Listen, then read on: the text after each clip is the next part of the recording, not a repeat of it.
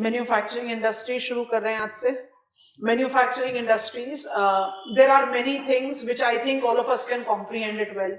चीजें ओवरलैप हैं, like I cannot justify national manufacturing policy without mentioning industrial corridors.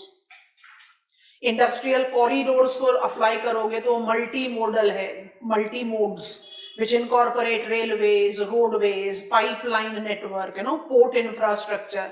पर हम सब चीजों को एक साथ कंबाइन करके नहीं पढ़ सकते. पोर्ट अलग टॉपिक है, रोडवेज अलग है, रेलवेज अलग है, इनलैंड वाटरवेज अलग है. So we will be trying to grade them up. जहां पर ओवरलैप की कंपल्शन होगी उसको बाय डिफॉल्ट मेंशन जरूर करेंगे. जैसे today we have decided as per our study plan which I give you yesterday, हम केमिकल इंडस्ट्रीज से शुरुआत करेंगे. थोड़ा सा सोच कर देखो, केमिकल इंडस्ट्रीज का जो जिस्ट है, जो फाउंडेशन है, वो पेट्रो रिफाइनिंग इंडस्ट्रीज से शुरू हो रहा है. पेट्रो रिफाइनिंग इंडस्ट्रीज या पेट्रोलियम सेक्टर के बारे में जब बात करना शुरू करेंगे तो by default we have to take into consideration the sustainable government policies, because India by default is working inching closer and is very promising player, I can use that expression, towards a net zero emissions. तो जैसे ही आप petroleum sector programmes के बारे में बात करना शुरू करते हैं तो you do come across green ammonia, second and third generation biodiesel production, I'm talking about bioenergy sources. तो हम उनको टच जरूर करेंगे बट उनको डिटेल्स में लेकर नहीं जाएंगे. हम आपको biodiesel first, second, third generation, first, second, third and fourth generation चारों के बारे में बताएंगे when I take you to food processing. क्योंकि जो एथेनॉल ब्लेंड विद पेट्रोल है, that goes directly with giving somewhere the sustainability, stability to sugar sector. हमने refineries को पेट्रोकेमिकल इंडस्ट्री बोलकर क्यों नहीं एड्रेस किया, हमने रिफाइनरीज क्यों बोला? Because all 23 refineries are not related to petrochemicals, सिर्फ 8 रिलेट कर रही हैं. And because we have got the gist. अब एज ज्योग्राफर्स हमारा सबसे मेजर ऑब्जेक्टिव क्या होता है? Location. And that is where I get, अब ये सारे टॉपिक्स जो हैं ये आपके जनरल स्टडीज से बहुत ओवरलैप करते हैं. एंड ऑप्शनल ज्योग्राफी होने का बेनिफिट आपको इस्तेमाल करना चाहिए कि आप जब जीएस में भी आंसर लिख रहे हो तो फटाफट से एक छोटा सा मैप ऑफ इंडिया बना के डॉट्स डिमार्केट कर दिया, या तो पाइपलाइन के लिए या मेजर प्रोडक्शन सेंटर्स के लिए. आप अपने आप ही अपनी क्वालिटी ऑफ आंसर को इंप्रूव कर देते हैं. So when I take geographical perspective, मुझे लोकेशनल जस्टिफिकेशन देना है. तो मेजर, चाहे वो रिफाइनरी की बात हो या अभी हम स्टेप ऑन कर रहे हैं, हमने फर्टिलाइजर में उसको सफिशिएंटली प्रूव किया है, या फिर ऑल डाउन स्ट्रीम इंडस्ट्रीज हो, because naphtha has been the significant by product of petro refining centres. और हमारे केमिकल फर्टिलाइजर का जो मेजर इनपुट रहा है since the conventional times, conventional 1951 से पहले तुम जा ही नहीं रहे, हैज बीन नाफ्ता. तो जहां पर आपका पेट्रो रिफाइनिंग सेंटर है वहां पर availability of naphtha ensured establishment of chemical fertiliser industry. इसलिए पाइपलाइन को थोड़ा फास्ट फॉरवर्ड मोड में पढ़ लिया. पाइपलाइन को इंक्लूड किया है not just with crude product but also natural gas. और क्योंकि पाइपलाइन के बारे में बात कर रहे थे तो एलपीजी एंड एलएनजी के बारे में भी बात कर लिया. That make us complete with our reference of pipeline, major pipeline networks in the country. So refinery 23, 8 out of them is incorporating petro product. Petroleum industries की क्या क्या पॉलिसी फैक्टर्स हैं जिसमें जो ग्रीन एनवायरमेंटल सस्टेनेबिलिटी से related है उसको भी जज किया. Then we took up into reference fertiliser interestingly आज भी पब्लिक सेक्टर डोमेन पर है.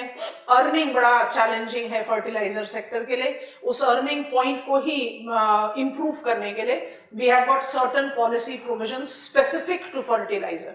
तो जो स्पेसिफिक टू फर्टिलाइजर उसके बारे में हम बात कर रहे हैं. जो स्पेसिफिक टू फर्टिलाइजर नहीं है, to apply all the industries है, कंटेंट बिल्डिंग में आप उसको आराम से इस्तेमाल में कर सकते हैं. Because when I am saying I have got national manufacturing mission, तो national manufacturing mission by default will be applied to fertiliser sector also. और जो फर्टिलाइजर स्पेसिफिक है, रिमाइंड कराओगे कौन कौन से पॉलिसी इनिशिएटिव्स हैं? यूरिया में urea procurement, new notified investment policy for urea sector, come on, NBS, FMS and joint venture abroad. आपने इसके कुछ पार्ट्स एग्रीकल्चर में किए थे और लगातार रिपीट करते रहे थे कि पार्ट 1 कर रहे हैं, पार्ट 2 बाद में करेंगे, तो पार्ट 2 में हमने इसको कर लिया. Let us get on to pharmaceutical industry now, specifically mention in syllabus. अगर हम इसको एक कन्वेंशनल फ्रेम दें तो genesis of pharmaceutical industries is traced back to colonial time, जब बल्क ड्रग्स को हम इंपोर्ट कर रहे थे and formulations were being done. Centers like then Bombay and then Calcutta. Colonial time. I can easily trace it back to the first half of 20th century.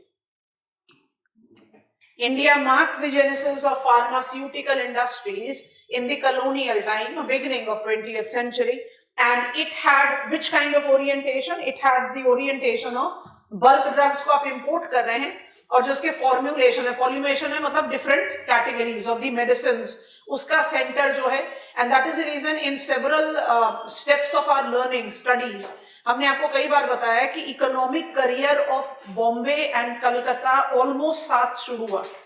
Calcutta more with jute textile, Bombay more with cotton textile. उसके बाद फिर both being port towns, mobilised with the industrial growth, strongly supported by the colonial settlers because they always wanted port oriented growth. लेकिन कहीं कहीं कोलकाता पीछे छूटता चला गया and it has been not keeping pace with the commercial requirement. आज आप मुंबई को commercial capital of the country बोलते हैं and Kolkata definitely has not kept momentum and that is the reason West Bengal general, Kolkata specific is gradually decreasing its potential as an attractive center. और इसको हम बहुत important domain में अर्बनाइजेशन में भी पढ़ते हैं और पॉपुलेशन डेंसिटी डिस्ट्रीब्यूशन में भी पढ़ते हैं, तो will be talking about that. But genesis जो है वो मुझे दोनों ही पोर्ट टाउन्स में कॉलोनियल टाइम पर मिली. पोस्ट इंडिपेंडेंस रियल डेवलपमेंट है, तो जेनेसिस यहां पर है but real development post independence. And post independence में आप रिलेट आउट करते हो gradual establishment of public sector enterprises. अगर मुझे पब्लिक सेक्टर एंटरप्राइजेस की स्टैब्लिशमेंट को जज आउट करना है तो 1954 में हिंदुस्तान एंटीबायोटिक लिमिटेड का स्टैब्लिशमेंट हुआ था. बट हम उसको उस क्रोनोलॉजी में नहीं पढ़कर फर्टिलाइजर पॉलिसी के डोमेन में पढ़ना चाहते हैं. ठीक है, तो हम फर्टिलाइजर मेजर्स के बारे में भी बात कर रहे हैं और हम उसको फर्टिलाइजर पॉलिसीज में भी डिमार्केट करेंगे. तो पीएसईज का स्टैब्लिशमेंट हम 1954 से ही ले रहे हैं. It has been largely oriented towards generating medicines. कौन सा लॉजिक रहेगा? आज तक भी वही लॉजिक है. Affordable availability of medicines in every range in hooks and corners of the country. आज भी यही ऑब्जेक्टिव लेकर हम रन कर रहे हैं. हम अपने डेवलपमेंट परव्यू को पीएसईज, अब हम इसको पहले PSUs, PSEs are the more, enterprises are the more applied term. Public sector enterprises में commissioning of the capacity develop हुई. फैक्चुअल इंफॉर्मेशन है, ज्योग्राफी के पर्सपेक्टिव से इंपॉर्टेंट हो जाता है, तो हम पहले उसको जस्टिफाई करते हैं. तो एक पॉइंट तो हम हमेशा कन्वेंशनली क्रिएट करते हैं, जेनेसिस कब है, तो कॉलोनियल टाइम में था. रियल डेवलपमेंट कब है? Post independence. प्रूव करने के लिए 1954 जस्टिफाई कर दिया. हिंदुस्तान एंटीबायोटिक लिमिटेड का एस्टैब्लिशमेंट हुआ था. उसके बाद there is no looking back. 1961 में IDPL, Indian drugs and pharmaceutical limited, and by end of 1960s BCPL, BIL, Bengal immunity limited बोलते हैं इसको, and SSL, Smith Stanistreet limited. In total मेरे पास 5 पब्लिक सेक्टर प्लेयर हैं आज भी, जिसमें आप उनके फंक्शनिंग जो यूनिट्स है उसमें कुछ शट डाउन कर दिए गए, बट फंक्शनिंग यूनिट्स की लिस्ट कम कर दें, but still we have got 5 public sector players. तो हम क्योंकि लोकेशनल जस्टिफिकेशन लेना चाहते हैं तो we want to give them the space. ठीक, तो which are the principal producers. अब क्रोनोलॉजी को अगर हम साथ में लेकर चले तो प्रोड्यूसर्स की लिस्ट में बेटर होता है कि हम पब्लिक सेक्टर प्लेयर को पहले पिकअप कर लें, but there is no exaggeration. 2002 pharmaceutical policy के बाद पब्लिक सेक्टर एंटरप्राइजेस का रोल हो गया एकदम श्रिंक्ड. आज की डेट में आप उसको सिर्फ और सिर्फ रिलेट आउट करते हो playing significant role in ensuring the functioning of Jan Aushadhi Yojana. क्योंकि आज हम we are not practice trained medicine practitioners, but हम सब कहीं ना कहीं छोटे मोटे डॉक्टर बन गए. सर दर्द हो रहा है तो सैरिडोन ले लो या डिस्प्रिन ले लो, बुखार हो रही है तो पैरासिटामोल ले लो, या क्या बोलते हैं दूसरा, पैरासिटामोल, चलो हमें मेडिसिन थोड़ी प्रैक्टिस करना है, पैरासिटामोल ले लो. Why we have become so familiar with the medicines? Because of revolution that pharmaceutical sector experienced. 2002 से pharmaceutical sector is dominantly in private domain. बड़ा इंटरेस्टिंग चेंज ओवर है जिसको कहते हैं ना फुल स्विंग ओवर, एकदम उल्टा. It has been the case. उसको लर्न करने से पहले फटाफट जो प्लेयर्स हैं उनके बारे में बात करते हैं. तो producers we take public sector enterprises. Chronology create कर रहे हैं, आप हमारे साथ साथ लिखेंगे, फिर हम समझा देंगे जिन जिनको हमने शट डाउन कर दिया है. और the players that are, players आ रही हैं, कुछ प्लांट्स शट डाउन हुए. तो मेरा जो सबसे बड़ा प्लेयर है वो है आईडीपीएल. आईडीपीएल के 3 फंक्शनिंग प्लांट्स, गुरुग्राम, हैदराबाद और ऋषिकेश. इसके बाद इसके 2 फुल ओन्ड सब्सिडरी है.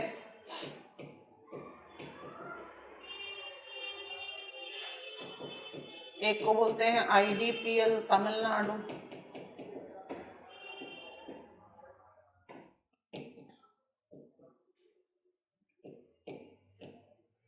एंड एक है BPCL. BPCL is Bihar drugs, Bihar pharmaceuticals and chemicals limited. इसका लोकेशन है मुझे मुजफ्फरपुर. जो जो शटडाउन हो गए बाद में क्रॉस कर देंगे, पहले अब इसको आप सारा लिस्ट क्रिएट करो. क्योंकि एक चीज याद रखना, हमने शट डाउन फर्टिलाइजर प्लांट्स को भी तो रिवाइव किया ना. जो प्लांट्स शट डाउन हो गए उनको आप डेमोलिश थोड़ी कर रहे हो. There is always the possibility कि आप उसको रिवाइव ऑन कर देंगे. वो रिवाइवल पॉसिबिलिटी को हम अपने दिमाग में रखते हुए आगे बढ़ रहे हैं. आईडीपीएल की कमीशनिंग हुई थी? नहीं, हमने बिल्कुल नहीं कहा. IDPL was second commission, but IDPL public sector player में सबसे बड़ा प्लेयर है, इसलिए लिस्ट वहां से शुरू करें. आईडीपीएल की कमीशनिंग 61 में हुई है, एचएएल की कमीशनिंग 1954 में हुई है. Okay, and then it has got 2 joint venture firms. Joint venture firms यहाँ पर हैं with the stake of concerned state governments. ठीक, तो एक है KAPL, आप डिकोड कर पाओगे, और एक है ODCL. कोशिश करो. Karnataka antibiotics and pharmaceutical limited and Odisha drugs and chemicals limited. बहुत आराम से डिकोड हो जाता है. ये है बेंगलुरु में, और ये है भुवनेश्वर. आप लिस्ट को ही खुद से देखें, आपको समझ में आएगा कि आईडीपीएल को आप मेजर प्लेयर क्यों बोलते हैं. IDPL by default has been a significantly sound player in Indian pharmaceutical sector's growth post independence. इसमें कोई डिनाइल नहीं है. ठीक है, एक और चीज ऐड करना है यहाँ पर थोड़ा सा डिस्टिंक्शन के साथ, तो लिखकर जरा वो ऐड दे दो, फिर हम समझा के ऐड कर दे रहे हैं. फिर कट क्रॉस कर देंगे, अभी छोटे छोटे क्रॉस कर लेना जो आज के डेट में ऑपरेशनल नहीं है. कमीशन हुआ था as subsidiary of IDPL, but eventually Rajasthan state government acquired some stake, so not established as joint venture firm but continues, recognized as a joint venture firm. RDPL decode कर सकते हैं आराम से, ड्रग्स एंड फार्मास्यूटिकल लिमिटेड. ये आ गया Jaipur. List हो गई complete. अब कट डाउन कर रहे हैं 2 को. गुरुग्राम और हैदराबाद के जो आईडीपीएल प्लांट्स हैं, they have been closed. They are now not operational. In spite of the fact कि हैदराबाद को क्या डेजिग्नेशन देते हैं, drugs capital of our country.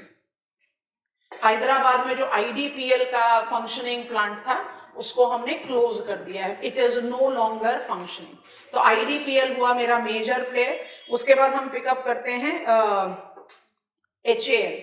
HAL के साथ हिंदुस्तान एंटीबायोटिक लिमिटेड का जो फंक्शनिंग प्लांट है वो पिंपरी पुणे महाराष्ट्र में है.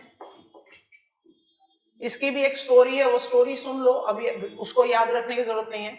एचएएल का जॉइंट वेंचर था केएपीएल, जिसको इवेंचुअली आईडीपीएल में सब्ज्यूम कर दिया गया. तो मेरे पास जो एचएएल का जॉइंट वेंचर है, joint venture forms that incorporate state government का स्टेक इज MSDPL, डिकोड करना,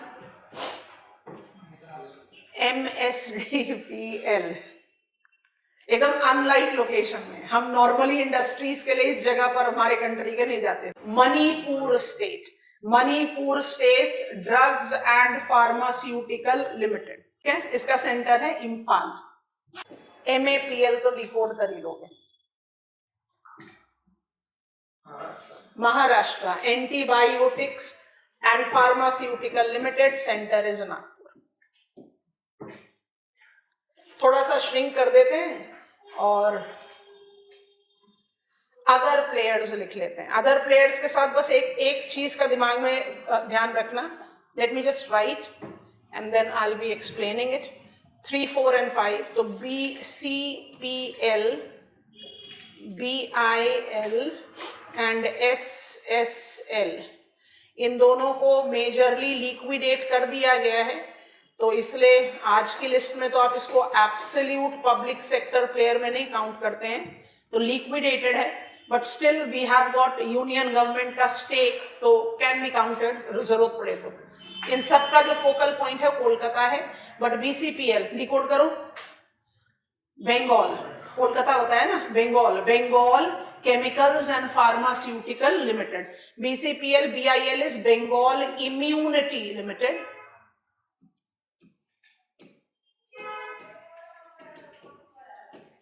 और SSL is Smith Stanistreet limited. जिनको बॉक्स करा है they have been liquidated, so are no longer an absolute public sector player, ठीक है, but still can be counted. और इन सबका फंक्शनिंग प्लांट कहां पर है? कोलकाता में। और इन तीनों को आप फर्स्ट 2 से कैसे डिस्टिंग्विश करेंगे? These are the 3 public sector players which are producing bulk drugs, formulations को आप decode कर सकते हो as specified medicine, along with producing industrial, cosmetic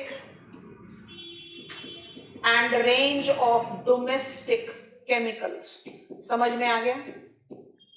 मतलब they are not exclusively pharmaceutical players. They are not exclusively pharmaceutical players. This is point 1 when it comes on to major producer. इसी के साथ link up कर देंगे locational factor.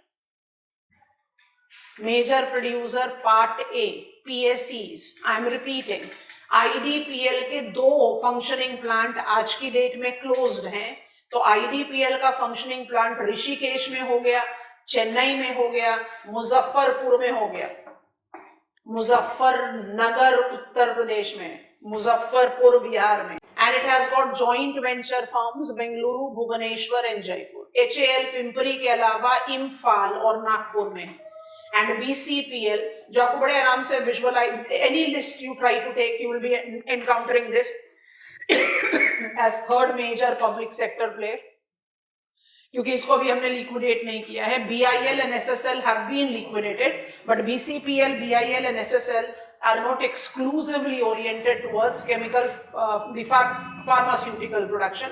Rest of the chemicals production भी इनके portfolio में है, so they are not exclusively for the pharmaceutical segment, but they represent PSCs। तो हमारा producers का block A हो गया। अब प्रोड्यूसर का ब्लॉक B ले लेते हैं, प्राइवेट प्लेयर्स। ये नाम आपने डेफिनेटली सुने हुए हैं, लिस्ट कर लो बस। Private players, major private players, सबके नाम तो लिखेंगे तो 3 पेज बढ़ जाएंगे। Sun pharmaceutical limited, Aurobindo pharmaceutical limited, Lupin limited, Cipla limited, doctor Reddy's lab, Glenmark pharmaceutical, Biocon, Piramal enterprises. जो नाम लिखवा रहे हैं ना उनको थोड़ा सा अलग से डिमार्केट आउट करके लिखना एक पर्पस है। पिरामल एंटरप्राइजेस हो गया, उसके बाद ये छोटे प्लेयर्स हैं, but to begin with they were the big players, so I am writing it here. I have made you write Cipla, Cipla नहीं लिखेंगे। Orchid chemicals, Matrix lab, Dabur pharma, sufficient listing हो गई, बॉक्स में डाल देना इन नाम को। हैं ये भी private players, but majorly you can take up the reference of Sun pharma, Aurobindo, Lupin, Cipla, doctor Reddy in terms of the market share value, in terms of the production capacity, they are the major players. But to begin with, it was Orchid Chemicals, Matrix Lab, Dabur Pharma, they were major. उनके साथ हुआ क्या gradually हम समझ रहे हैं। Okay, final चीज C part बनाकर लिखो, बिकॉज हमें ज्योग्राफिकल डायमेंशन देना जरूरी है। सी, हम अभी प्रोड्यूसर्स की बात कर रहे हैं, सी पॉइंट बनाइए। Locationally pharmaceutical sector projects decentralized look or decentralized characteristics. However, major pharmaceutical hubs of the country, boldly underline कर देना, pharmaceutical hubs. Hyderabad, Telangana is the bulk drugs capital of our country. दूसरा है मुंबई, पुणे, महाराष्ट्र। तीसरा है Bengaluru, KAPL भी बता दिया, और बायोकॉन भी यहीं पर ही प्लेस्ड है, कर्नाटका। चौथा है अहमदाबाद, वडोदरा इन गुजरात। पांचवा है बद्दी, BADDI, बद्दी एंड सोलान, सोलान तो पॉपुलर प्लेस है, बद्दी एंड सोलान, हिमाचल प्रदेश। थोड़ी सी लिस्ट को देखें, हम एल्फ्रेड वेबर के इंडस्ट्रियल लोकेशन थियरी को अप्लाई करें। आपने कहा था fertiliser industry is raw material oriented.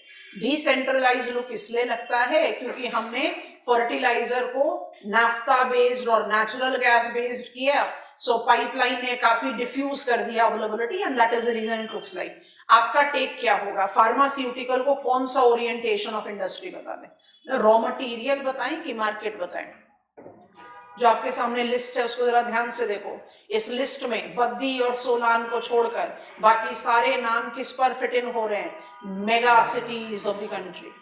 क्या बोलोगे? Market oriented. क्लब कर दो, सामने लिख दो market oriented industry. Are you getting it or not class?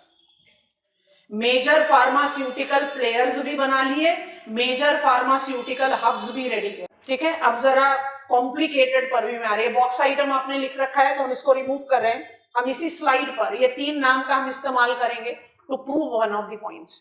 तो आई हैव अंडरस्टूड कि जो फार्मास्यूटिकल सेक्टर है इसकी शुरुआत मेरे को आराम से मिल रही है कॉलोनियल टाइम में, और post independence we marked up it's no say on stream, on regular basis planned development, जिसको हम 1954 से ट्रेस कर रहे हैं। बट इसकी ग्रोथ को समझने के लिए हमें सीक्वेंशियल फार्मा पॉलिसीज को थोड़ा सा अपने रेडार पर लेना पड़ेगा। ये मुझे अपने आप ही समझा देगा कि फार्मास्यूटिकल सेक्टर का ग्रोथ रेवोल्यूशनरी, आज की डेट में रेवोल्यूशन हॉल्टेड क्यों है, and what are the avenues that we are targeting under new pharmaceutical policy 2017। तो इसको समझने के लिए क्या कर रहे हैं? फार्मा पॉलिसीज 1978, बस थोड़ा सा एग्जिस्ट देने के लिए, इतना पुराना ज्यादा डिटेल्स में जाने की जरूरत नहीं है। Leaping to 2002, leaping to 2012 and then finally concluding at 2017। ये मुझे बहुत अच्छा सा फ्रेम दे देगा understanding of pharmaceutical sector excellently. अब ना पहले समझते हैं, उसके बाद जो जो पॉइंट्स हम लिखेंगे आप कॉपी डाउन करना, उसमें कुछ जो डिटेल्स होगी वो हम लिखवा देंगे या हम खुद लिख देंगे, आप कॉपी कर लें। थोड़ा सा देर समझते हैं। हमने ये अंडरस्टैंड कर लिया, दो ही प्लेयर को पकड़ो। HAL को कमीशन किया 1954 में, IDPL को कमीशन कर दिया था 1961 में, और हम पहली डोमिनेटिंग फार्मास्यूटिकल पॉलिसी ले रहे हैं 1978। Pharmaceutical policy 1978 oriented towards applying, highlighting essential drugs list. It marked the beginning of long-term perspective to make India self-sufficient, not just in bulk drugs but also formulation. It was basically 78 को recall करो, population policy को recall करो, 75 में second phase पर आ गए थे population policy के, और सेकेंड फेज को क्या बताया था? Family planning is family welfare, immunization, vaccination. By that time we had primary health centre, better infrastructure, communication link to mobilize the things. तो मतलब हम थोड़ा सा बैकग्राउंड एज प्रोडक्शन तैयार कर रहे थे, and then we developed on the pharmaceutical policy, जिसका orientation क्या था? Simple logic, to have affordable availability of medicines in एकदम entire hooks and corners of the country, pan India. और focus point of production किसकी तरफ था? Incentives given, public sector enterprise sufficient है. Essential drugs list, public sector enterprises, पांचों public sector enterprises हम समझ चुके हैं. It was the attempt of mainstreaming. हमने कहीं mobilize किया फार्मास्यूटिकल सेक्टर के ग्रोथ को. अब जो हमारा पॉइंट्स है वो इंपॉर्टेंट है. आप चाहो तो इसको हमारे साथ साथ लिखो, हम समझाएंगे, उसके बाद इसको डिटेल में अप्लाई करेंगे. 2002 is related to pharmaceutical revolution in the country. 2012 is related to halting of revolution. पहले इन दोनों कॉलम को समझते हैं. फार्मास्यूटिकल रेवोल्यूशन कैसे ट्रिगर किया गया? फार्मास्यूटिकल रेवोल्यूशन ट्रिगर किया गया with the two extremely progressive unlike Indian industrial policy. कौन कौन से प्रोविजन थे फार्मास्यूटिकल पॉलिसी 2002 में जिसने फार्मास्यूटिकल रेवोल्यूशन किया? By mainstreaming private players. Private players को मेन स्ट्रीम हम किस वजह से कर पाए? आज की डेट में private players are more prominent producers in pharmaceutical than the public sector player. तो उनका जो मेन स्ट्रीमिंग था वो 2002 फार्मास्यूटिकल पॉलिसी के प्रोग्रेसिव प्रोविजंस पर था. अब ये कौन से प्रोग्रेसिव प्रोविजंस हैं? दो लिख रहे हैं. डिटेल्स में बहुत सारा हो सकता है बट नटशेल अम्ब्रेला दो में ही जाएगा. एक, पहले इनको लिख लो हमारे साथ, प्रोग्रेसिव प्राइसिंग पॉलिसी, क्योंकि हमको इसी को बिल्कुल उल्टा करना है 2012 में. 10 साल के अंदर अंदर हमने इसको उल्टा कर दिया. और दूसरा, single window patent clearance for up to 20 years. 2017 को हटा देते हैं, थोड़ी देर बाद इसको ओपन कर लेंगे. लिख लिया? अब बिल्कुल इसका जो कंट्राडिक्टिंग एक्सप्रेशन है उसको पकड़ते हैं. इसका कंट्राडिक्टिंग एक्सप्रेशन क्या है? ध्यान से.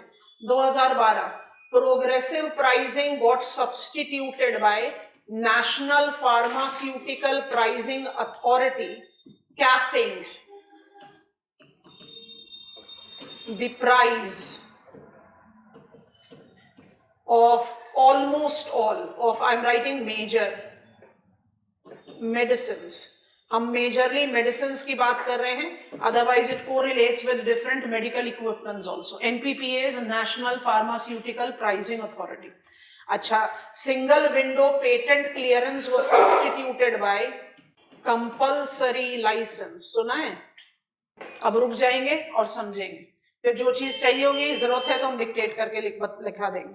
फिर 2017 उसके बाद आगे ऐड करेंगे with the profile of pharmaceutical sector. Let us try to learn. Pharmaceutical sector का डेवलपमेंट और उसका ग्रोथ बिल्कुल कहीं से भी दो राय नहीं रखनी है.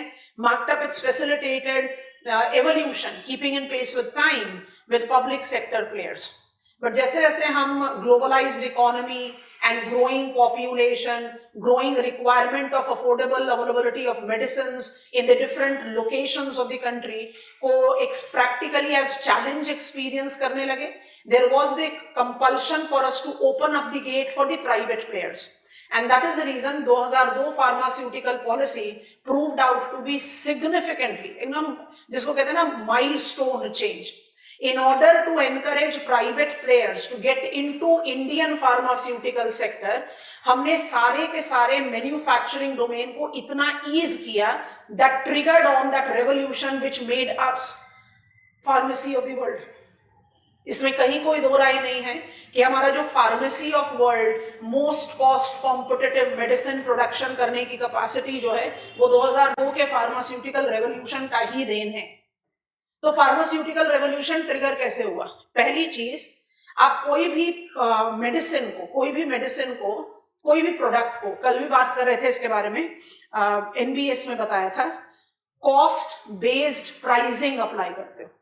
अगर आपका इनपुट कॉस्ट 10 रुपए है तो आप अपना कुछ प्रॉफिट मार्जिन जोड़ के यू विल बी डिसाइडिंग कि मुझे इस प्राइस पर इसको बेचना है.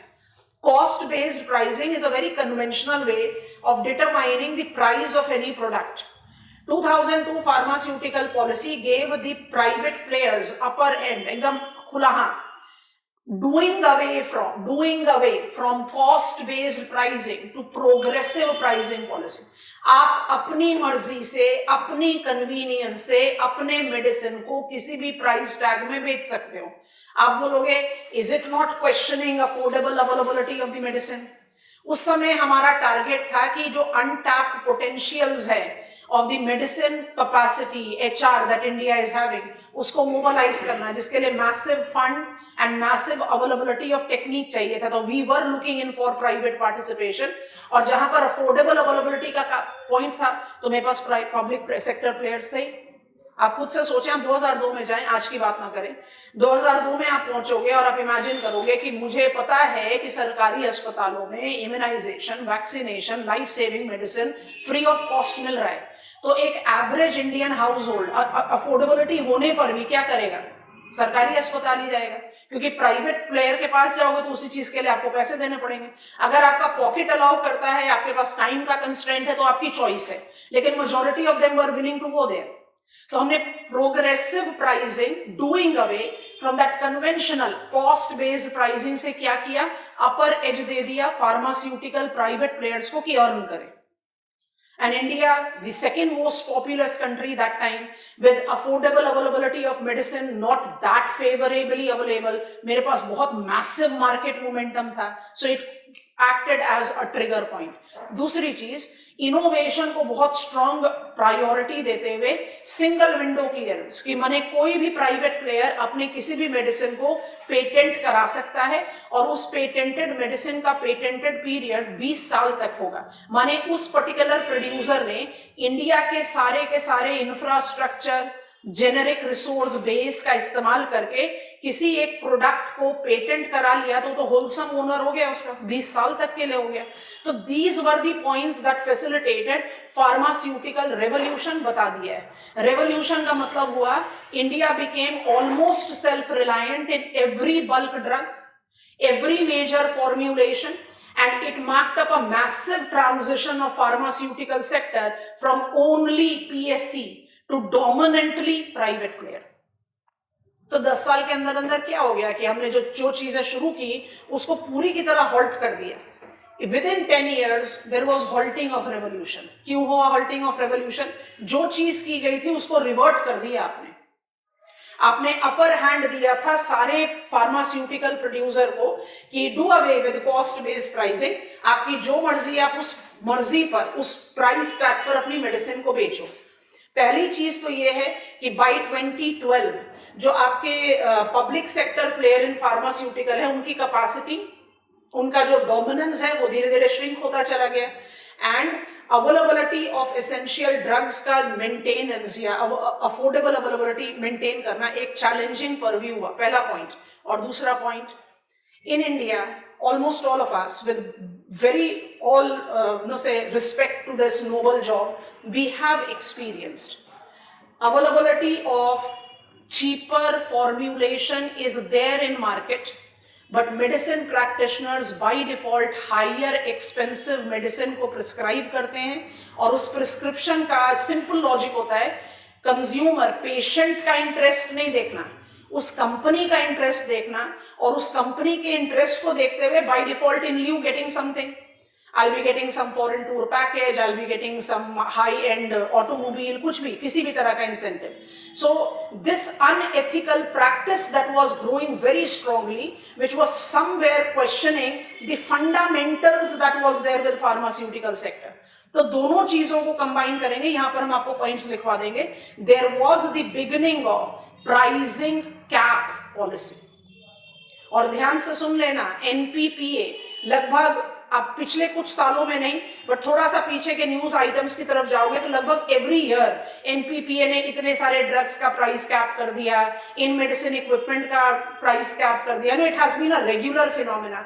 ऐसा क्यों किया गया? ऐसा इसलिए किया गया कि number 1, affordable cheaper version of medicine जो अवेलेबल है, आप उसका मार्केट मोमेंटम जनरेट करें. आप ऐसा सोचो ना, I am a low cost company, इसका मतलब I am producing the medicine eight much cost competitive manner, मेरे पास तो इतनी लिक्विडिटी नहीं है कि हम अनएथिकल प्रैक्टिसेस में जाएं। जो कंपैरेटिवली हाई कॉस्ट कंपनी है वो अनएथिकल प्रैक्टिसेस में जाकर मार्केट को ऑक्यूपाई कर रही है, और जो लो कॉस्ट कंपनी है जो सेक्टर को पुश करने में ज्यादा मदद करेगी वो तो अपने आप ही डाई आउट हो जाएगी। So it was basically targeting दोनों एरिया का प्रॉब्लम, एक affordable availability of medicine to the patients and दूसरा लो कॉस्ट कंपनी को एथिकल मार्केट प्रोवाइड करना, क्योंकि हमने सफिशिएंट एवेन्यू ऑफ अर्निंग दे दिया इन प्लेयर्स को। इस पॉइंट पर एनपीपीए ने कैपिंग करना शुरू कर दिया।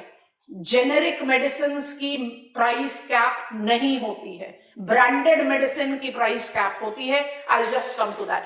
दूसरा पॉइंटर जो बिल्कुल ऑपोजिट, रेवोल्यूशन को जो ट्रिगर करने वाला पॉइंट था उसको उलट दिया, वो है सिंगल विंडो। आपको पेटेंट मिल गया, आई have got patent of medicine A. Patent of medicine A by default makes me entitled to produce that medicine and sell wherever it is having the market under WTO provisions in reference to कोई भी area, जितना भी global market में वो particular medicine है, I'll be producing and selling it. आ जाइए 1974 Indian Patents Act, ध्यान से सुनना। Indian Patents Act 1974 incorporate the provision of compulsory license. Compulsory licence हमेशा इश्यू किया जाता है 1974 पेटेंट एक्ट के अंतर्गत।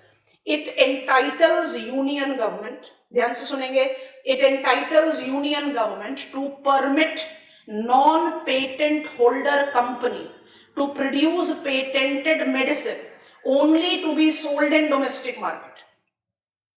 आप कंपनी हो, आपने कोई मेडिसिन को पेटेंट किया ए, आपकी परमिशन के बिना मुझे सेकंड कंपनी को गवर्नमेंट ऑफ इंडिया ने कंपलसरी लाइसेंस दे दिया, प्रोड्यूस करो ए, आपकी परमिशन नहीं चाहिए। आप बोलोगे फिर पेटेंट का मैं क्या करूंगा?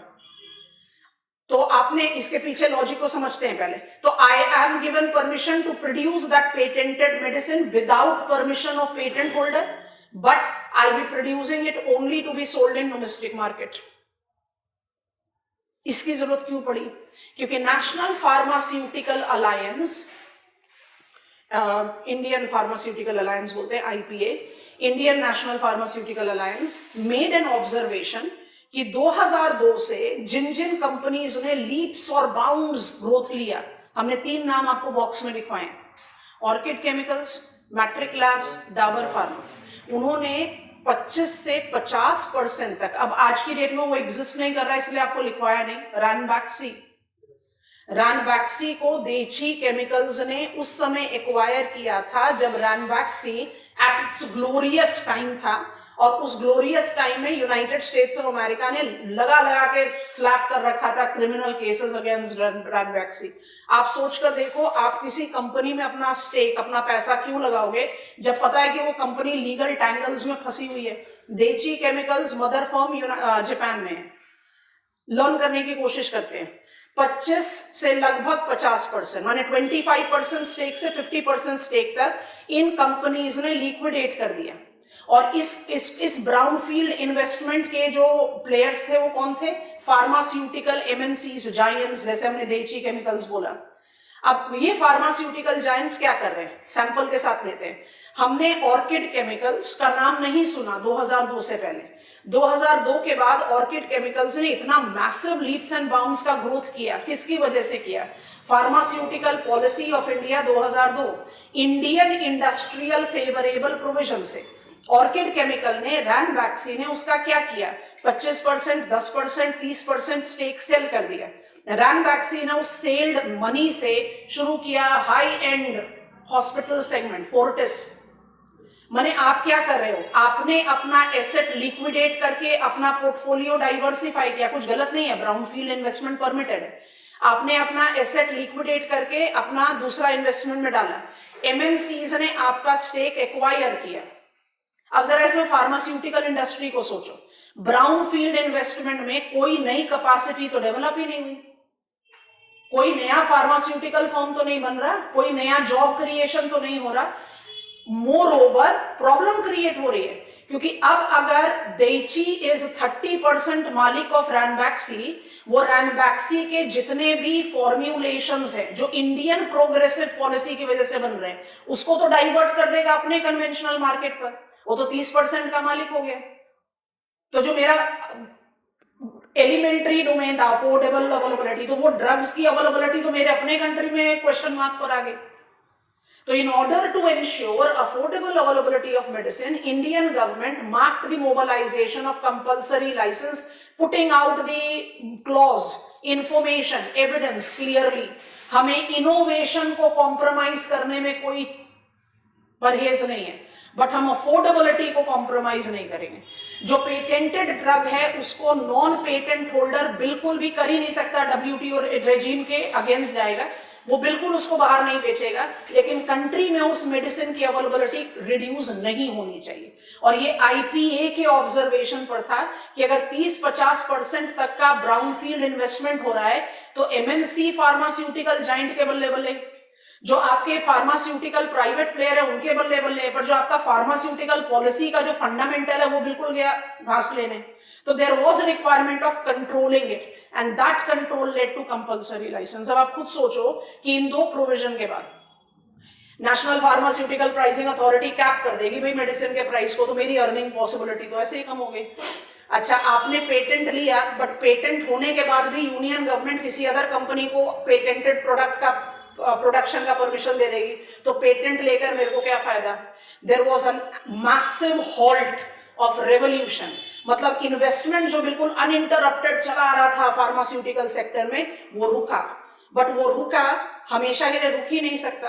क्यों नहीं रुक सकता? India as a huge market when it comes to the population size, and India as a huge domain when it comes to generic resource and human resource, and that is the reason India continues to sustain her status as a major pharmaceutical player in world। और उसी को built over करने के लिए हम कोई revolutionary चीज नहीं चाहते, हम एथिकल अफोर्डेबल अवेलेबिलिटी फैक्टर चाहते हैं। 2017 pharmaceutical policy talks about API self sufficiency. हम फार्मेसी हैं, हम चीपेस्ट मेडिसिन बना रहे हैं, हमारी मेडिसिन को यूनाइटेड स्टेट्स ऑफ अमेरिका में बहुत मेजर रिकॉग्निशन मिलता है। बाय डिफॉल्ट कोविड के टाइम में हमने प्रूव किया that we definitely can be one of the major global players when it comes to pharmaceutical sector, but India still has got strong dependency on API, जो Covid के time में ही हमें बहुत ज्यादा महसूस हुई। Active pharmaceutical ingredient, simple terms में पढ़ो तो इनपुट के लिए हम मेजरली डिपेंडेंट हैं चाइना पर, इसलिए pharmaceutical parks, mobilization of API self-sufficiency, enhancing on the growth of generic medicine, non-branded medicine का सब कुछ सेम है, बस यही है कि वो आपको बार बार कमर्शियल सर्विसेज के साथ दिखाई नहीं देता। पैर में दर्द है तो ये वाला बाम लगा लो, वो नहीं बता सकते। एंड इन रेफरेंस टू प्रधानमंत्री भारतीय जन औषधि योजना, जन औषधि केंद्र, availability, affordable every type of medicine with no point of capping of the price, it is already free of cost or at very nominal price. We are back to our logic of affordable availability with no revolutionary edge. This is pharmaceutical sector. यहाँ तक लिखने की जरूरत नहीं है, यहाँ से pointers को क्रिएट करते हैं। NPPA का कैपिंग लिखते हैं, जल्दी जल्दी से पॉइंट्स लिखो। तो ब्रांडेड कंपनीज भी आ रही हैं धीरे धीरे, जिसका पेटेंट खत्म हो जाता है। हाँ, अब हम जो जनरल कंपैरिजन ले रहे हैं, जेनरिक में अब ब्रांडेड कंपनीज भी आ रही हैं, बट जेनरिक वर्सेस ब्रांडेड इसी तरह से डिमार्केट किया जाता है, जहां पर हम कह रहे हैं कि NPPA ब्रांडेड को कैप कर रही है, जेनरिक को नहीं कैप करती।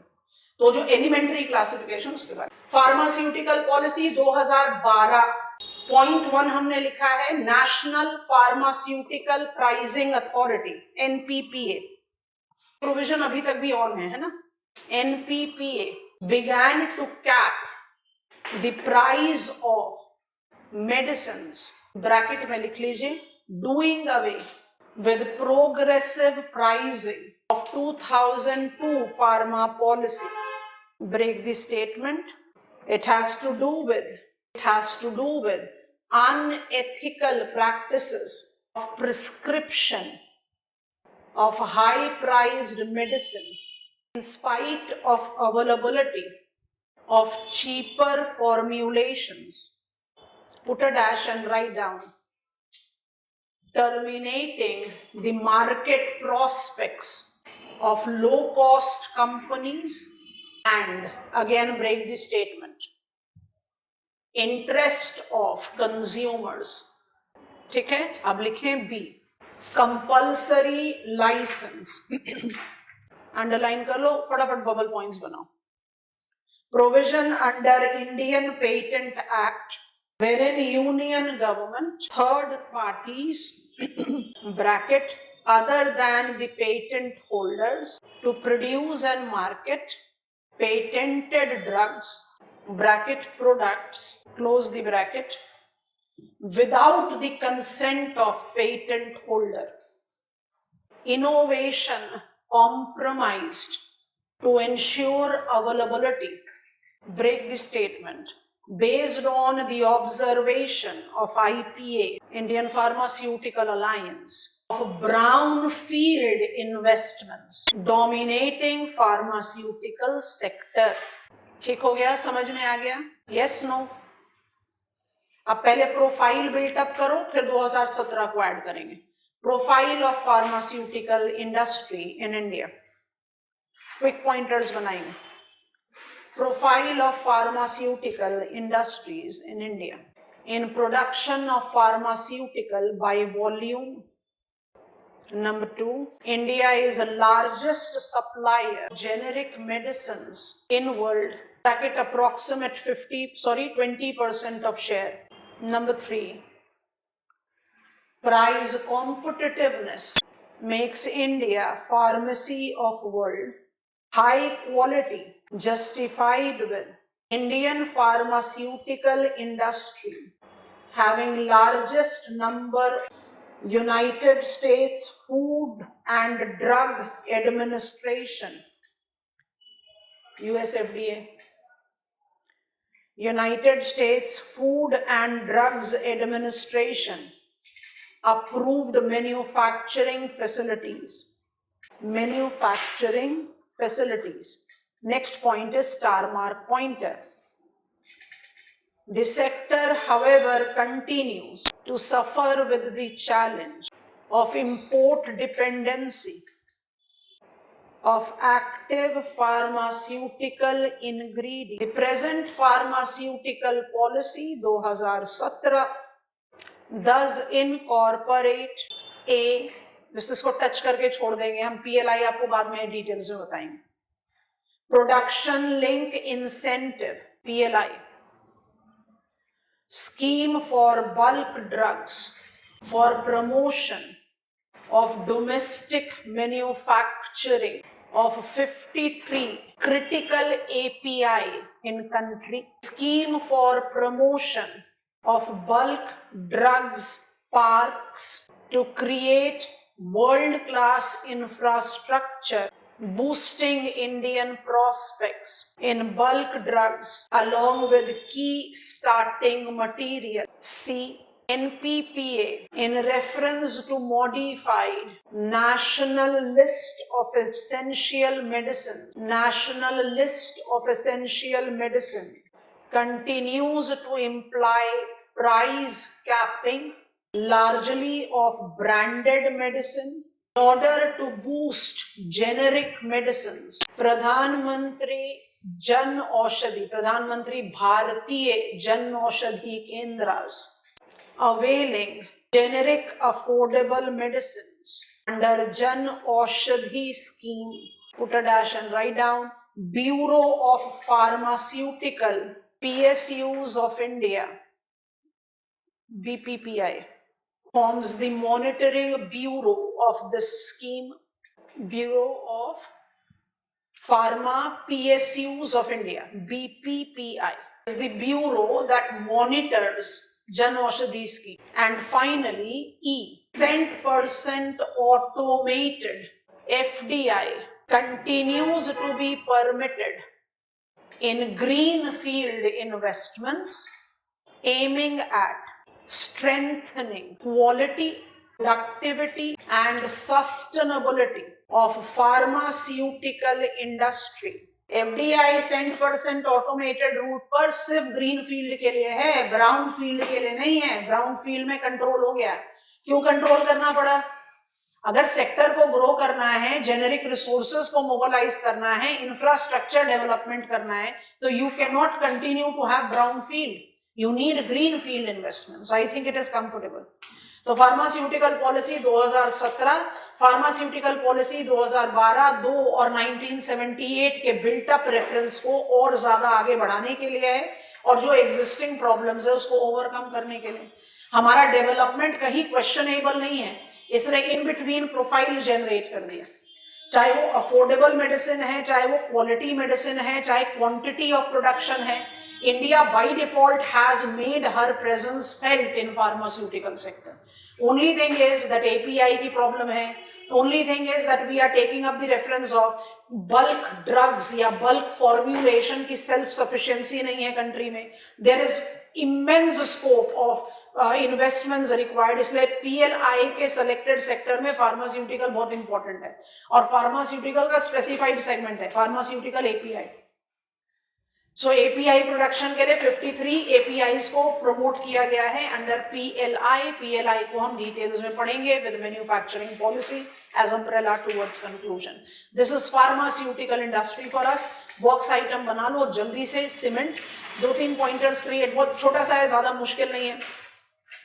सीमेंट, सीमेंट बॉक्स में इसलिए डाल रहे हैं क्योंकि सिलेबस में कहीं लिखा हुआ नहीं है, बट कोर सेक्टर इंडस्ट्री में इंक्लूडेड है, तो नॉलेज में होना चाहिए। जो चीज हम सीमेंट के बारे में बात करेंगे ना, आपको ऐसा लगेगा कि हम कुछ उसी तरह की चीजें रिपीट करेंगे आयरन स्टील में, एल्यूमिनियम में।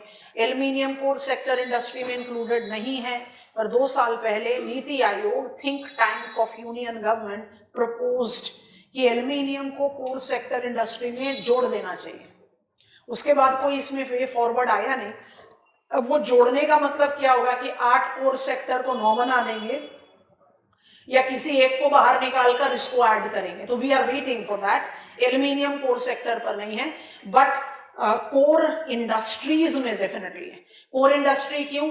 आप सीमेंट के बिना किसी भी फर्दर डेवलपमेंट को जज नहीं कर सकते। सो comes iron and steel, but iron steel metallurgical industry की मदर इंडस्ट्री हो सकती है, but aluminium is a versatile metal. Aluminium का जितना इस्तेमाल जितने डाइवर्सिटी में किया जा सकता है उसको मैच नहीं कर सकता आयरन स्टील। तो कुछ कुछ चीजें ऐसी हैं जहां हम सीपीसीबी के रेफरेंस पर भी आएंगे, central pollution control board. CPCB is field observer of ministry of environment, forest, climate change. CPCB commission तो हुआ था 1974 में in the reference of water pollution prevention control act 1974, but CPCB function करता है एनवायरनमेंट प्रोटेक्शन एक्ट 1986 के तहत। Environment protection act 1986 अभी हमने नहीं पढ़ा है। हमने वाइल्ड लाइफ प्रोटेक्शन पढ़ लिया है, फॉरेस्ट कंजर्वेशन पढ़ लिया है। Ministry of environment, forest, climate change 3 flagship laws के डोमेन में काम करता है। 2 हमारी जानकारी पर है, 1 नहीं है। अभी तो वहां नहीं पढ़ेंगे, पर सीपीसीबी आता जाएगा। तो सीमेंट होगा, इसके बाद हम मेटलर्जिकल में एंटर कर जाएंगे। आयरन स्टील होगा, एल्यूमिनियम होगा। इसमें कुछ पॉइंटर्स ना बार बार रेपिटेशन, ऐसा लगेगा अभी तो पढ़ा था फिर दोबारा क्यों बोल रहे हैं, क्योंकि तीनों में जाएगा। सीपीसीबी का भी रोल जाएगा, सस्टेनेबिलिटी का भी रोल जाएगा, और एक बहुत इंपॉर्टेंट एस्पेक्ट है जो को रिलेट करता है feedback equation, systems analysis, self-regulating system and self-enhancing system। Feedback है दोनों। सेल्फ एनहांसिंग को आसान शब्दों में कन्वर्ट करो, self enhancing and self regulating. Self enhancing positive feedback, morphogenetic feedback, self regulating morphostatic negative feedback. यहां पर पॉजिटिव फीडबैक लूप के बारे में बात करेंगे। अच्छा, तो सीमेंट का नक्शल क्या है? सीमेंट की प्रोडक्शन की शुरुआत जो इंडिया में हुई है वो फिर बिगिनिंग ऑफ 20th सेंचुरी से हुई, पर वो most of the plants that were established during colonial time proved to be abortive, ज्यादातर माने बंद कर दिए गए इवेंचुअली। वर्ल्ड वॉर के टाइम में काफी मेजर पुश मिला था सीमेंट इंडस्ट्री को इंडिया में, and that was the reason it sustained itself, but majority of them eventually were shut down. तो हम प्रिंसिपल बिगिनिंग ऑफ सीमेंट को एसोसिएट करते हैं पोस्ट इंडिपेंडेंस। कहने की बात नहीं है कि पोस्ट इंडिपेंडेंस सीमेंट सेक्टर का डेवलपमेंट पब्लिक सेक्टर डोमेन में हुआ। टाइम लीप ले लो, 1989 में सीमेंट को डीकंट्रोल किया गया, 1991 में इसको डी लाइसेंस कर दिया गया। 1991 के बाद पीछे देखने का कोई मतलब ही नहीं था। मतलब 1991 के बाद cement do not include any public sector player. ये बिल्कुल private and cooperative, private dominant है प्राइवेट सेक्टर में। And when I take up the reference of 1991 delicensing of cement, no looking back, cement को identify किया जाता है as technologically most advanced industry.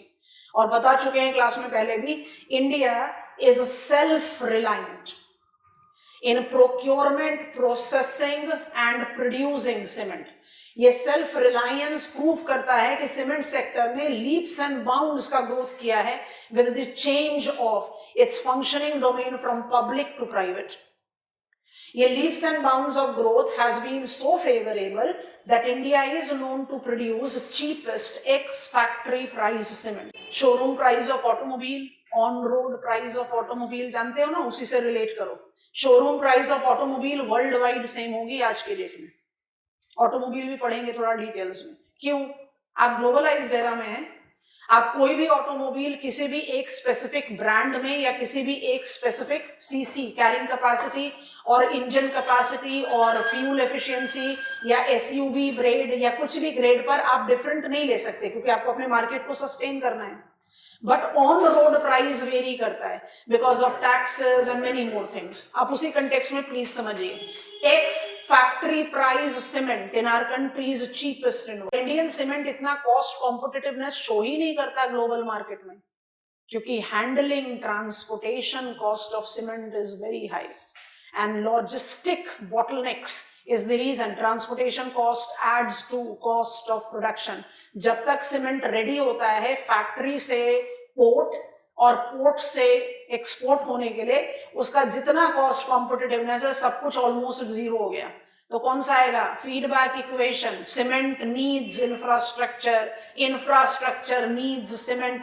Are we not having special purpose vehicle, dedicated freight corridor corporation of India limited, DFCCIL, ministry of railway, किसके लिए? नाम ही बोल रहा है ना, डेडिकेटेड फ्राइट कॉरिडोर। ऐसा थोड़ी है कि उन कॉरिडोर्स में रेल नेटवर्क नहीं है हमारे पास, बट हम डेडिकेटेड फ्राइट मूवमेंट करना चाहते हैं ताकि हम कॉस्ट कॉम्पिटिटिवनेस बढ़ा सके। और जो मल्टी मॉडल ट्रांसपोर्टेशन डेवलपमेंट की बात हो रही है, सी पोर्ट इंफ्रास्ट्रक्चर की बात हो रही है, container terminals to enhance cost competitive handling of cement, that by default will give cement push. जो भी कोर इंडस्ट्रीज है, कोर सेक्टर नहीं बोल रहे, कोर इंडस्ट्रीज बोल रहे हैं, मतलब फंडामेंटल इंडस्ट्रीज, वो सब के सब environmental pollution, non sustainable clauses के लिए परेशान है। सीपीसीबी के डोमेन में सीमेंट भी काउंटेड है। Environment impact assessment, EIA dilute कर दिया, मेजरली डाइल्यूट कर दिया, उसके बारे में बात करेंगे, बट हम इसको लर्न ऐसे कर रहे हैं क्योंकि सीमेंट इंडस्ट्री फॉलोज दैट। तो EIA प्रोविजंस में सीपीसीबी का डोमेन लें तो सीपीसीबी कुछ 15 इंडस्ट्रीज को मोस्ट पोल्यूटिंग इंडस्ट्रीज बताती है। अब 15, 1, 2, 3, 4, 15 तो नहीं कर रहे, इसमें लगभग सारी केमिकल इंडस्ट्रीज इंक्लूडेड है, पेट्रोकेमिकल भी, फार्मास्यूटिकल भी, सीमेंट भी, सब इंक्लूडेड है। अब आपने क्या कर दिया कि सारे केमिकल इंडस्ट्रीज को ईज आउट कर दिया EIA प्रोविजन से, बट सीमेंट इंडस्ट्री के वर्किंग प्रोविजन में सीपीसीबी का वो डोमेन अप्लाइड है। तो सीपीसीबी के डोमेन के हिसाब से क्या होगा? Charter on corporate responsibility on environmental pollution.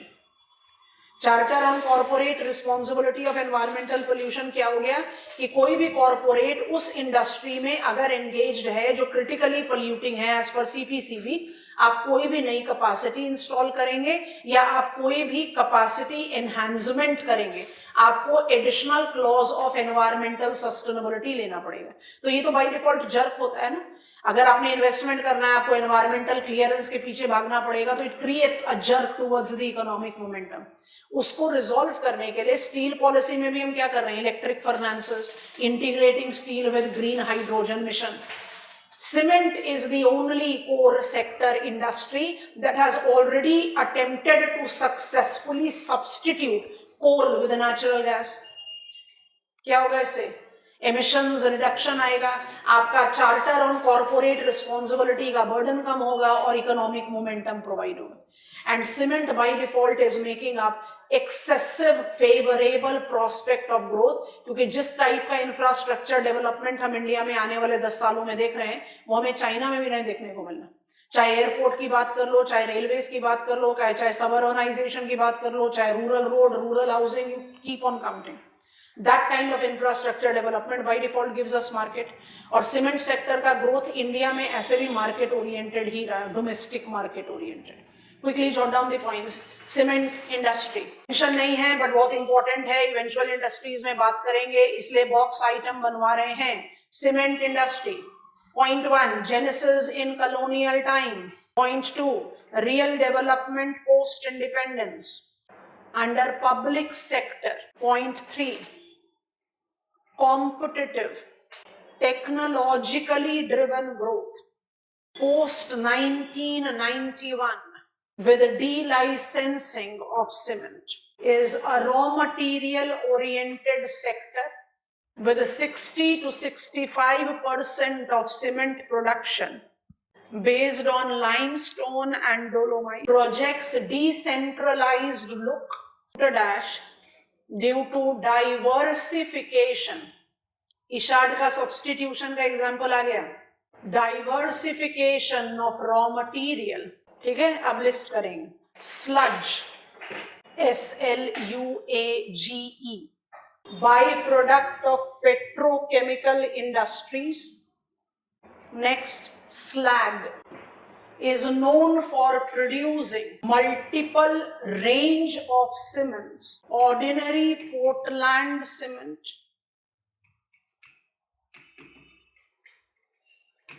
Portland blast furnace cement,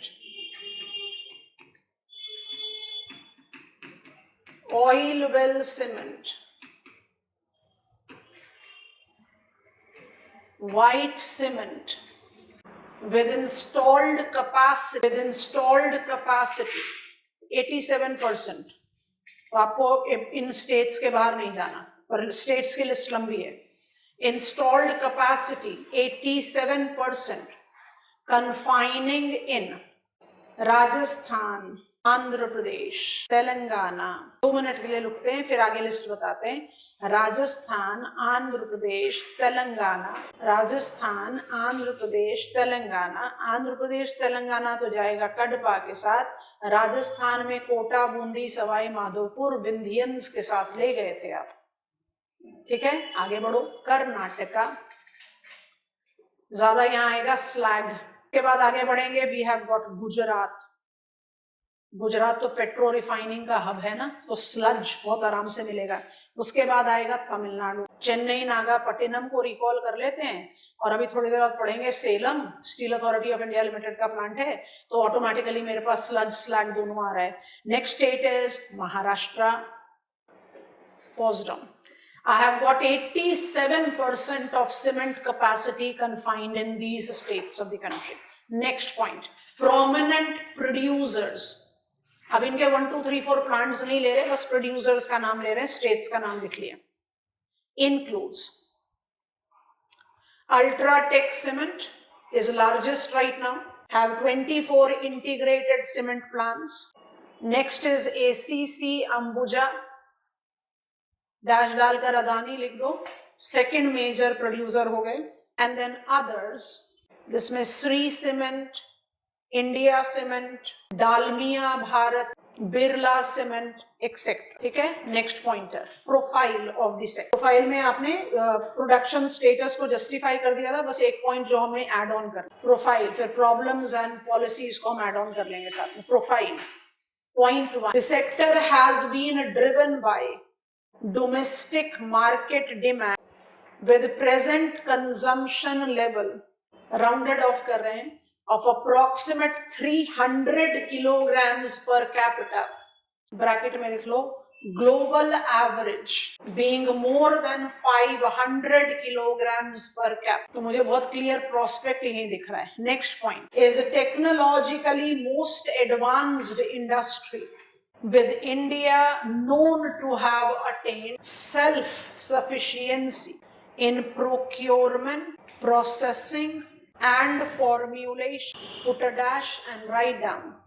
Producing cheapest ex-factory price producing cheapest ex-factory price. The sector continues reel under the challenges of logistics, transportation and handling cost, of cement due to infrastructural bottlenecks is immensely high, reducing benefits of its cost competitiveness. Environmental challenges, underline karo, enlisted as one of the most polluting industries. The sector relates to mandatory provisions of Charter on Corporate Responsibility on Environmental Pollution, CREP, Environmental Pollution, Charter on Corporate Responsibility of Environment Pollution, CREP, bracket में लिख लो, of CPCB. Energy dependency on coal not just adding to environmental problems but also import dependencies. Can you tell me why? But also import dependency. India do not produce coking coal variety. हमारा कोल तो bituminous है ना, bracket में लिख लो, domestic production of non coking coal variety. तीनों problems लिख लिया, break the statement. The cement sector growth does incorporate, a लिखा है लॉजिस्टिक तो उसी सीक्वेंस में लिख दे रहे हैं, ठीक है. does incorporate a feedback morphogenetic equations with infrastructure development. Dash डाल के लिख लो, Pradhan Mantri Gati Shakti. Will be talking about it when will come on to transport infrastructure, transport and communication. Pradhan Mantri Gati शक्ति मतलब ये अम्ब्रेला हो गया ना, मल्टी मॉडल. बी और सी दोनों को हम कंबाइन कर रहे हैं यहाँ पर, ध्यान से सोच कर लिखना. दो प्रॉब्लम्स को एक साथ सॉल्व कर रहे हैं. B, mobilization of electric furnaces, natural gas as a substitute to coal to minimize carbon footprint. Dash डाल के लिखेंगे, decarbonization attempt. And finally C, robust demand in terms of industrial and urban infrastructural growth. We are done with chemical industries का block. अब हमारा block जो है बड़ा less bulkier है. हम लेकर जा रहे हैं आपको मेटलर्जिकल इंडस्ट्री, इसलिए हमने यहीं पर इंटीग्रेट कर देना है ऑटोमोबाइल सेक्टर को, बट फोकस पर रखेंगे आयरन, स्टील और एल्यूमिनियम. आयरन स्टील की चलो कंटेंट बिल्ड करते हैं तब आराम से समझ में आएगा. Can I proceed? We are done with petroleum, जिसमें हमने रिफाइनरी, पेट्रो रिफाइनिंग प्रोडक्ट्स दोनों के बारे में बात कर ली. फर्टिलाइजर कर लिया, फार्मास्यूटिकल कर लिया, सीमेंट को भी ऐड कर दिया. केमिकल इंडस्ट्रीज का जिस्ट खत्म हो गया. पीएलआई को प्रॉपरली एक्सप्लेन नहीं करा है, मैन्युफैक्चरिंग पॉलिसी के साथ एक्सप्लेन करेंगे. बट सेक्टर स्पेसिफिक जो पॉलिसीज हैं वो हमारी बिल्कुल कंप्लीट हो चुकी हैं. आप उसमें ऐड कर सकते हो. क्वेश्चन की डिमांड को देखना पड़ेगा ना, कि मान लीजिए मुझे क्वेश्चन ये पूछ लिया, what are the policy provisions in the growth of fertiliser sector in India, तो आप बाय डिफॉल्ट क्या करोगे, छोटा सा ब्रीफ अकाउंट दोगे कि जैसे मुझे इकोनॉमिक सर्वे में मिलता है 2-4 line, fertiliser sector we are the second major producer and etcetera करके लिख दिया. उसके बाद आपको पॉलिसीज के बारे में लिखना है. तो जो फर्टिलाइजर पॉलिसीज के 5 प्रोविजन हो तो लिखोगे, साथ में ऐड कर दोगे ना मैन्युफैक्चरिंग पॉलिसीज के भी तो सारे सपोर्ट है. तो फोकस ही पॉलिसी पर है, तो जो अम्ब्रेला है जो मैन्युफैक्चरिंग पर अप्लाई हो रहा है वो ऑटोमेटिकली इस पर अप्लाई होगा। देन माइंड इट, एमएसएमईज के बारे में भी बड़ा मेजर मिथ है हम लोगों के दिमाग में। हम जब माइक्रो स्मॉल मीडियम एंटरप्राइजेस की बात करते हैं हम क्या सोचते हैं, कुछ कॉटेज टोबैको, सी शेल या शुगर या लेदर वर्क है ना, कि किसान या रूरल एरिया पीपल अपने घर में बैठ के काम कर रहे हैं, वो जाता है स्फूर्ति में, माइक्रोस्कोपिक। जो एमएसएमईज हैं वो 90% प्लस ऑफ मैन्युफैक्चरिंग सेक्टर को कवर करता है। तो ऑटो कंपोनेंट भी एमएसएमईज में, फर्टिलाइजर भी एमएसएमईज में, फार्मास्यूटिकल भी एमएसएमईज में। ऐसा नहीं है कि MSMEs is equal to something वो बिल्कुल आउट ऑफ बॉक्स है। तो सारे पॉलिसी प्रोविजंस तो बाय डिफॉल्ट मैन्युफैक्चरिंग के लिए तो सब सेक्टर के लिए अप्लाई होंगे। मेटलर्जिकल छोटा है तो शुरू करते हैं एल्यूमिनियम से ताकि उसको कवर अप कर लें, एंड हमें दोनों ही पढ़ना है, एल्यूमिनियम भी पढ़ना है, आयरन स्टील भी पढ़ना है। आप किसी भी सीक्वेंस में पढ़ें, अगर मेटलर्जिकल कोई इंडस्ट्री पर ही क्वेश्चन पूछा जाता है तो पहला स्लॉट आयरन स्टील को मिलना चाहिए, फिर आप एल्यूमिनियम पर आए। अभी हम जरा एल्यूमिनियम को कवर अप करके फिर आयरन स्टील की तरफ बढ़ने की कोशिश करते हैं। मेटलर्जिकल इंडस्ट्रीज में आयरन स्टील कोर इंडस्ट्री में इंक्लूडेड है, जैसे आपको बताया एल्यूमिनियम नहीं है। एल्यूमिनियम की स्टोरी थोड़ी सी छोटी सी है तो उसको पहले फटाफट से कवर करते हैं। एल्यूमिनियम का स्टोरी लाइन सीमेंट के मैचिंग कर रहा है। कैसे? सारे नाम ना बड़े सिमिलर साउंडिंग लगते हैं इसलिए लिस्ट बना देंगे। मोबिलाइजेशन हुआ एल्यूमिनियम का in colonial time, abortive. Significant development शुरू हुआ पोस्ट इंडिपेंडेंस, जब प्लान पीरियड में core sector, core industry, sector बोलेंगे तो गड़बड़ हो जाएगा, कोर इंडस्ट्रीज में इन्वेस्टमेंट्स को हमने पुश किया तो एल्यूमिनियम सेक्टर को भी उसका ड्यू रिप्रेजेंटेशन मिला सेकेंड प्लान पीरियड से। तो we started installing aluminium production capacity with public sector domain. Aluminium bauxite से प्रोड्यूस होता है, बॉक्साइट प्रोड्यूसिंग एरियाज आपने धारवाड़ के साथ एसोसिएट किया है। हमने आपको स्पेसिफिकली कोरापुट बहुत स्ट्रांगली बताया था, उसके अलावा हमने आपको Lohardaga bauxite, Lohardaga is known for लोहा iron but it is principally known for bauxite, याद आ रहा है, धारवाड़ के साथ we have talked about it. So it is based on bauxite for sure, but मेरा इनपुट कॉस्ट एल्यूमिनियम प्रोडक्शन में to the tune of more than 60% जाता है इलेक्ट्रिसिटी। ये इलेक्ट्रिसिटी इंटेंसिव सेक्टर है, इसलिए इंडिया में नहीं वर्ल्ड वाइड एल्यूमिनियम सेक्टर का लोकलाइजेशन फैक्टर एनर्जी सेंट्रिक है। तो हम सबसे पहले ना उसी को प्रूव करने की कोशिश करेंगे। तो हम कन्वेंशनल फ्रेम पर जा रहे हैं, फटाफट से बनाओ। मेटलर्जिकल डिवाइडेड इनटू 2, यहाँ तो हम लिख देते हैं इट्स एल्यूमिनियम क्योंकि हम इस सीक्वेंस में जाने जाते हैं, and iron steel. Iron steel में ना हमको आपको थोड़ा सा हिस्टोरिकल बैकग्राउंड टेबल में लिखवाना है, बॉक्स में लिखवा देंगे ताकि नॉलेज में आ जाए। अदरवाइज ना तो मेरे पास कोई फॉर्म इसको एग्जिस्ट कर रहा है, ना बीएसएल कर रहा है, ना एचएसएल कर रहा है, they all have been subsumed as steel authority of India limited, तो इसलिए थोड़ा सा बल्क ज्यादा हो जाता है। Aluminium genesis colonial time, development post independence, in public sector domain is raw material oriented sector, energy orientation being prominent, major players। ठीक है, अब हम ना टेबल बना रहे, आप आयरन स्टील को हटा देते हैं, एल्यूमिनियम सेक्टर को फोकस कर रहे हैं, नाम सारे सुने हुए एकदम सिमिलर साउंडिंग लगेंगे इसलिए टेबल बना देते हैं ताकि आसानी से समझ में आए। सबकी कैपेसिटी इंस्टॉल हुई थी एज पब्लिक सेक्टर प्लेयर। तो मेरा जो सबसे पहले स्टैब्लिश्ड एल्यूमिनियम प्लांट था वो है इंडाल्को। इंडाल्को सब नेम सेम साउंडिंग लगेंगे, इंडियन एल्यूमिनियम कंपनी। अब इसके बाद आप आराम से इसको डिकोड करते जाएंगे। इंडाल्को का जो फंक्शनिंग प्लांट है वो हीराकुड में।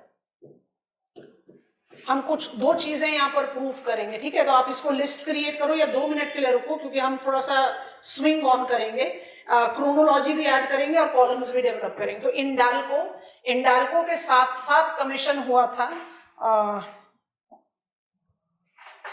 यहीं पर ही लिखते हैं, बाल्को का एक प्लांट, बाल्को के 2 प्लांट्स हैं, एक प्लांट है आपका कोरबा और दूसरा प्लांट है आपका रत्नागिरी। कोरबा याद आ रहा है? छत्तीसगढ़ किस किस चीज के लिए हम जान चुके हैं इसको? हीराकुड है, कोल प्रोड्यूसिंग है, कोल प्रोड्यूसिंग कोल इंडिया लिमिटेड है, और जब यहाँ पढ़ रहे थे तभी आपको बताया था Hasdeo valley coal India limited, national thermal power corporation, ठीक है। अच्छा, इंडाल्को बैल्को के बाद जो मेरा नेक्स्ट कमिश्निंग का डिमार्केशन हुआ वो गया हिंडाल्को के साथ। हिंडाल्को का जो फंक्शनिंग प्लांट स्टैब्लिश किया गया वो किया गया रेणुकूट में, KUT भी लिखते हैं, KOOT भी लिखते हैं। रेणुकूट है उत्तर प्रदेश में, और रेणुकूट उत्तर प्रदेश को भी हमने रेफर किया था जब हम मैप पर थे किसी रीजन से। रिहंद रिवर, क्या याद आया? Tributary of what? सोन, शाबाश।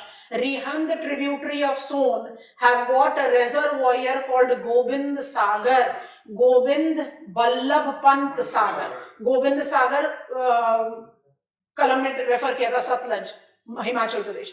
गोविंद बल्लभ पंत सागर NHPC का हाइडल पावर प्लांट है, बिल्कुल उसके शोर पर लोकेटेड है, रेणुकूट उत्तर प्रदेश में, ठीक। अच्छा, इसके बाद जो कमिश्निंग हुआ प्लांट का ऑलमोस्ट साथ में मैल्को है, इसका जो फंक्शनिंग प्लांट है मेतुर है, मेतुर इस तमिलनाडु। अभी हम सब स्टेट्स के नाम लिख दे रहे हैं। और जो final youngest is NALCO. NALCO को हमने स्टार मार्क कर दिया है। आप डिकोड कर पा रहे हैं इनको?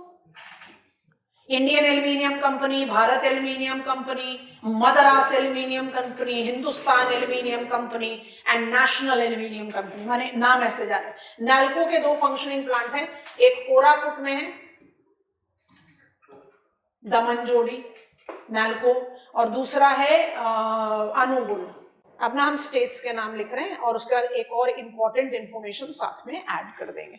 ये आपके दोनों हैं उड़ीसा में, ये आपका गया तमिलनाडु में, ये आपका है उत्तर प्रदेश में, ये महाराष्ट्र है, ये छत्तीसगढ़ है, और ये फिर से उड़ीसा है। कमिश्निंग तो ऐसे हुई आज की डेट में आदित्य बिरला ग्रुप, पहले तो वेदांता लिखते हैं क्योंकि मेजर प्लेयर हुआ है।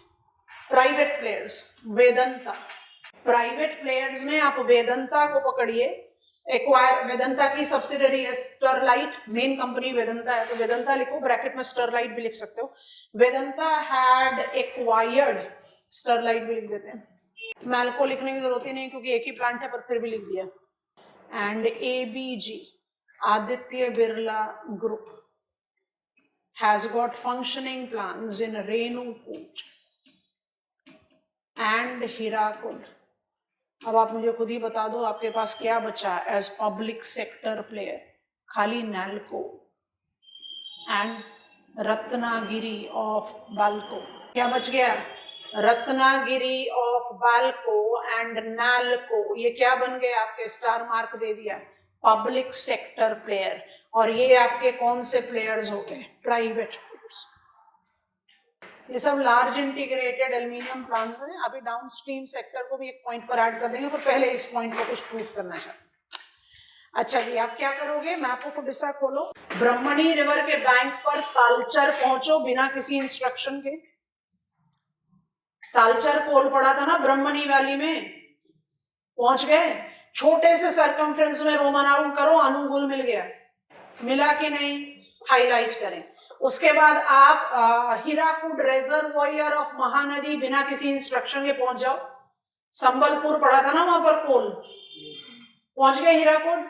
अच्छा, हीराकुड तो रिजर्वॉयर है, आपने हीराकुड नाम लिख रखा है तो आप इसको कैसे जस्टिफाई करोगे? ऐसे देखो, ऐसे ही मेतुर को समझाएंगे, थोड़ा सा ध्यान से देखना। आपका महानदी रिवर का फ्लो है जो ऐसा है, इट राइजेस फ्रॉम दंडकर्ण्या, उसके बाद इस तरह से मूव करके टुवर्ड्स ईस्ट जाती है, फिर साउथ की तरफ डिसेंड करती है। ये मेरा हीराकुड रिजर्वॉयर है, इसका मतलब यहाँ पर डैम बना हुआ। Yes no? तो हीराकुड रिजर्वॉयर के साउथ में आप एक डॉट मार्क करके लिख लो हीराकुड, जहां पर आपका एल्यूमिनियम प्लांट लोकेटेड है, उसका नाम है हीराकुड। रिजर्वॉयर के अंदर थोड़े ना प्लांट होगा। समझ में आ गया? अब सदर्न उड़ीसा में चले जाओ, ज्यादा इंस्ट्रक्शन देंगे नहीं। कोरापुट आपको दिख गया, कोरापुट दिख गया, वहीं पर ब्रैकेट में लिख लो Damanjodi. Damanjodi is the aluminium plant, large integrated aluminium plant of NALCO. Damanjodi, DAMANJODI लिख लिया। चलिए, उड़ीसा का मैप का काम हो गया। नेबरिंग स्टेट में एंटर कर जाओ, छत्तीसगढ़ ज्यादा इंस्ट्रक्शन नहीं देंगे, कोरबा बिना मच इंस्ट्रक्शन के पहुंच जाइए। पहुंच गए तो खुश हो मत हो, लिखो ना कि कोरबा दोबारा किस लिए पहुंच रहे हो, ऑलरेडी पहले पहुंच चुके हो आप वहां पर। कोरबा क्या हो गया, बैल्को, वेदंता हो गया। 2 मिनट के लिए रुकते हैं।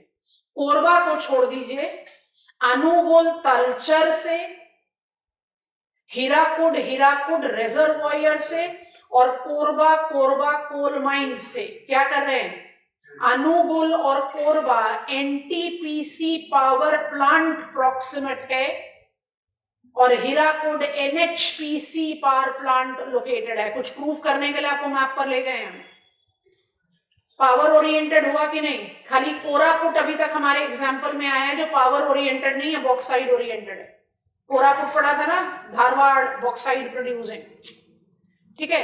अच्छा, इसके बाद कहां पहुंचो, इसके बाद आ जाओ मैप ऑफ उत्तर प्रदेश, आगे एकदम साउथ ईस्टर्न उत्तर प्रदेश में पहुंच जाओ, पॉलिटिकल मैप पर रहो। गोविंद बल्लभ पंत सागर रिजर्वॉयर डैम दिख ही रहा है रिहंद पर, रेणुकूट भी दिख ही गया वहां पर, एनएचपीसी पावर प्लांट हिंडाल्को किसके कंट्रोल में, आदित्य बिरला ग्रुप, ठीक हो गया। मैप ऑफ महाराष्ट्र में आ जाइए, मुंबई से पकड़ो, बिल्कुल साउथ में चले जाओ, minor sea port of Maharashtra है, रत्नागिरी मिल गया, रत्नागिरी मैंगो और रत्नागिरी अभी हमारे लिए bauxite, it's bauxite oriented BALCO. Jaitapur nuclear power plant से nuclear energy is an additional thing, but Ratnagiri bauxite producing भी है। अच्छा, अब आप आएंगे map of Karnataka Tamil Nadu interstate boundary देखिए, कावेरी रिवर का स्टैनले रिजर्वॉयर देखिए, मिल गया। अब यहां देखो, फिर से बना रहे हैं, कावेरी का फ्लो भी कुछ ऐसा ही है। कावेरी वेस्टर्न घाट से राइज करके इस तरह से फ्लो करके फिर साउथ की तरफ जाती है। आप तमिलनाडु में एंटर करते ही मेतुर डैम का नाम है मेतुर और रिजर्वॉयर का नाम है स्टैनले, समझ में आया। तो मेतुर डैम पर डॉट डालकर मेतुर मार्क कर लो, मैल्को है। डैम इज मेतुर, रिजर्वॉयर स्टैनले, ठीक हो गया। मेतुर मैल्को, क्या ओरिएंटेशन समझ में आ रहा है, NHP, got it class, list copy किया था ना, उस लिस्ट को ऐड कर लो, इस लिस्ट पर ही ऐड कर लीजिए। क्या ऐड करेंगे, Hirakud NHPC, Korba NTPC, Ratnagiri Jaitapur plus bauxite, Renukoot NHPC, Mettur NHPC, Koraput bauxite and Angul NTPC. Prove हो गया ना कि सारे major aluminium plant energy oriented है, इंडिया में भी कोई एक्सेप्शन नहीं है, हो नहीं सकता ना, सेक्टर ही एनर्जी इंटेंसिव। पीसीआईएल लिख सकते हो जैतापुर की जगह, nuclear power corporation of India limited. Energy अभी आपको बताना है, हमने एनर्जी सेक्टर का पूरा कंसोलिडेटेड वर्जन आपको नहीं दिया है। डंटिल हेयर मेजर प्रोड्यूसर्स हो गया, कैटेगरी नंबर 2 डाल दो। द डाउनस्ट्रीम मैन्युफैक्चरिंग माने multiple aluminium products includes Jindal aluminium, PG foil, aluminium foil and Sacheta Metals, SACHETA, Sacheta Metals as important players. Now we are writing profile of the industry. India is the second major producer of aluminium. Aluminium is versatile metal. पहला case था precisely हमारे independent India में, जहां traditional dwellers ने case जीता था और corporate को दरवाजा दिखाया गया था। लॉ एंड ऑर्डर ट्रबल बहुत मेजर चैलेंज रहा है एल्यूमिनियम प्लेयर्स के लिए टुवर्ड्स इंश्योरिंग रिसोर्स सिक्योरिटी। क्यों? क्योंकि आप ऐसे सोचो, आपने लोकेशन देखा है, नाल्को का लोकेशन भी तो उसी बेल्ट पर है, पर जो पब्लिक सेक्टर प्लेयर होता है वो प्रॉफिट ओरिएंटेशन पर नहीं चलता, क्योंकि पब्लिक सेक्टर डोमेन का परव्यू क्या होता है, it is oriented towards inclusive growth. तो आप जब नाल्को की फंक्शनिंग को कोरापुट में देखें या अनुगुल में देखें तो मुझे वहां पर क्यों इस तरह की प्रॉब्लम नहीं देखने को मिली जो प्राइवेट कॉर्पोरेट के साथ मिलती है, क्योंकि प्राइवेट कॉर्पोरेट का हम थोड़ा सा जनरलाइज कर रहे हैं, but this is what has been the story more or less. आप ट्रेडिशनल ड्वेलर्स को कुछ समय के लिए ही तो एम्प्लॉयबिलिटी दे पाओगे। माने आप कह रहे हो कि हम आपका लैंड या फॉरेस्ट एक्वायर कर रहे हैं माइनिंग इंफ्रास्ट्रक्चर डेवलप करने के लिए, इससे आपका भी फायदा होगा, तो आपने उनको जॉब दिया। कब तक दिया? जब तक फॉरेस्ट क्लीन हो रहा है, जब तक रोड रेल इंफ्रास्ट्रक्चर या बिल्डिंग तैयार हो जा रही है। जैसे वो सब तैयार हो जाएगा तो I as a traditional dweller is not at all equipped to be part and parcel of that infrastructure as economic. तो आप क्या करोगे? बड़ी कन्वीनियंटली मुझे वहां से उठाकर बाहर फेंक दोगे। तो नंबर वन, आपने जो मुझे कुछ शॉर्ट समय के लिए एक बहुत रेम्यूनरेटिव जॉब अपॉर्चुनिटी दी, that costed me less remunerative, stable and the sustaining life form which I have been used to. आपने मुझे मेरे घर बार से अलग निकाल दिया और जॉब सिक्योरिटी के नाम पर छोटे टर्म के लिए एक अच्छा रेम्यूनरेटिव जॉब दिया। This has been one of the principal reasons of elaborate growth of left-wing extremism in the country. Thankfully, it is slowly, steadily getting to the past tense. और यहाँ पर फॉरेस्ट राइट्स एक्ट का भी domain by default है। That is the reason when I take resource security, it is more about inclusion. तो सारे जो big players हैं, जैसे वेदांता बहुत अच्छा केस है यहाँ पर, निमगिरी के इंसिडेंट्स के बाद वेदांता ने much prior to the mobilisation of corporate social responsibility, it started working on the lines of ITC. ITC country का सबसे मेजर प्लेयर है जो पार्टिसिपेट कर रहा है मिड डे मील स्कीम में, ई चौपाल में। माने it is facilitating ICT in rural areas, facilitating education, drinking water, is contributing to mid day meal scheme. इससे क्या हो रहा है? मुझे एक चीज बहुत क्लियरली समझ में आ गई कि I can not continue to suppress the localites in name of corporate gain. तो अब आप रिसोर्स सिक्योरिटी के लिए क्या कर रहे हैं? इंक्लूजन को मोबिलाइज कर रहे हैं। कैसे? आपका लैंड लिया जा रहा है तो आपको उसके बदले में कोई बाहर कंपनसेशन नहीं दिया जा रहा, you are been made part and parcel of that setup. How? आप जिस चीज को करते हैं आप उसको करते रहिए। We are building up school, better infrastructure, electricity, drinking water supplies which is going to give benefit to you. तो वो जो शॉर्ट टर्म फॉल्स प्रोमिसेस था उसको कंटेन करने की बात। तो रिसोर्स सिक्योरिटी को मोबिलाइज करना बहुत मेजर टास्क था एल्यूमिनियम सेक्टर के लिए। तो 2047 के विजन में इसको बहुत स्ट्रांगली हाईलाइट किया गया। ठीक है, लास्ट पॉइंट लिखेंगे, बहुत इंपॉर्टेंट है। मैं आपको पहले बता दिया था, ऐसा लगेगा कि सीमेंट जैसा ही कुछ रिपीट कर रहे हैं। तो एनवायरमेंटल सस्टेनेबिलिटी, डिकार्बोनाइजेशन तो सिमिलर आ गया। अब एक और पॉइंट, क्या चीज आ रहा है? एक और पॉइंट कुछ आ रहा है दिमाग में? सीमेंट के जैसा ही क्या होना चाहिए एल्यूमिनियम के लिए? ग्रोथ तो लीप्स एंड बाउंड्स के साथ बहुत प्रोग्रेसिव है, और आज की डेट में जितने सेक्टर आप एकदम जिसको कहते हैं ना बुलेट स्पीड में ग्रो कर रहे हैं, automobile, defence, you take up reference of what, electric vehicles, you take up regularise retail, आप सब में तो एल्यूमिनियम का इस्तेमाल कर रहे हो। एनर्जी सेक्टर मोबिलाइजेशन एल्यूमिनियम, माने you have immense market prospect. तो क्या चीज है जो विजन में इंक्लूड होना चाहिए?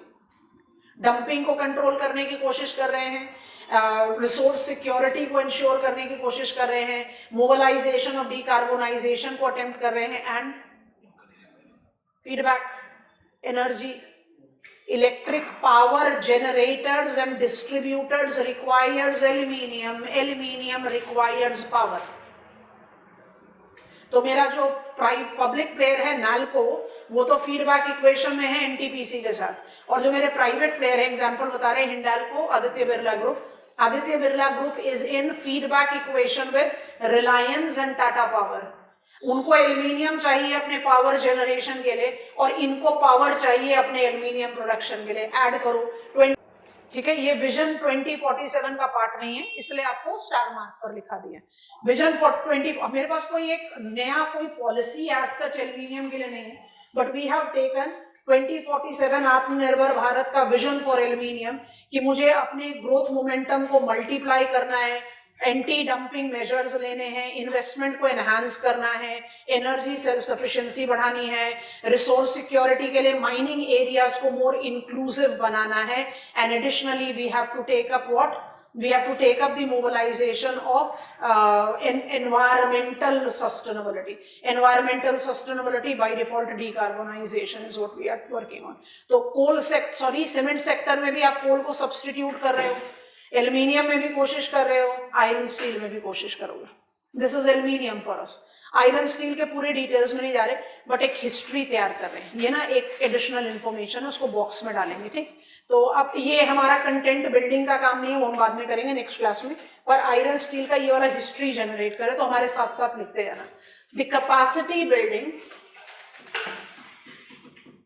थोड़ा सा क्लैरिटी आएगा क्योंकि हमें स्टील पॉलिसी 2005 को सब्सटीट्यूट करा है 2017, है ना.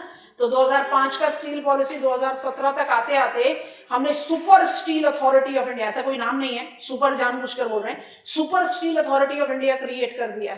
इसकी जरूरत क्या पड़ी उसको समझने के लिए. तो जो मेरी कैपेसिटी है of steel sector, capacity building in steel sector, तो पहला नाम तो डेफिनेटली टाटा स्टील आता है. टाटा स्टील नहीं लिख रहे हैं, टाटा स्टील 1907. तो सबसे पहला, चलो लिख देते हैं पर हमारी रिक्वायरमेंट में नहीं है अभी, जो हम आपको समझाना चाह रहे हैं उस रिक्वायरमेंट में नहीं है, पर फिर भी लिख दे रहे हैं. सबसे पहला तो टाटा स्टील जब स्टैब्लिश हुआ था तब इसका नाम टाटा स्टील नहीं था, Tata iron steel company limited था.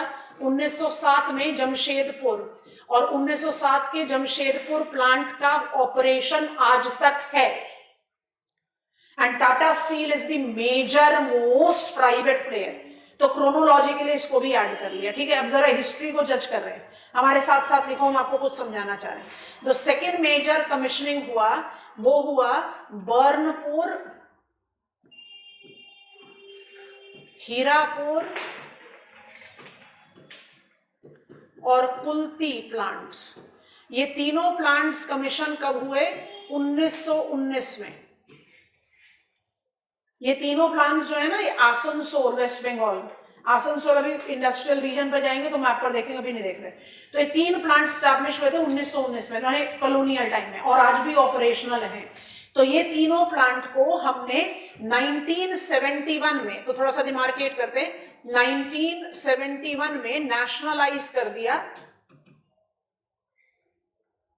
And club them up as ISCO, Indian iron steel company limited. तो 1971 में मेरा पहला पब्लिक सेक्टर एंटरप्राइज आया ना, हमने इस एग्जिस्टिंग प्लांट को नेशनलाइज कर दिया, ग्रुप कर दिया, और इसको केम इनटू बीइंग 71.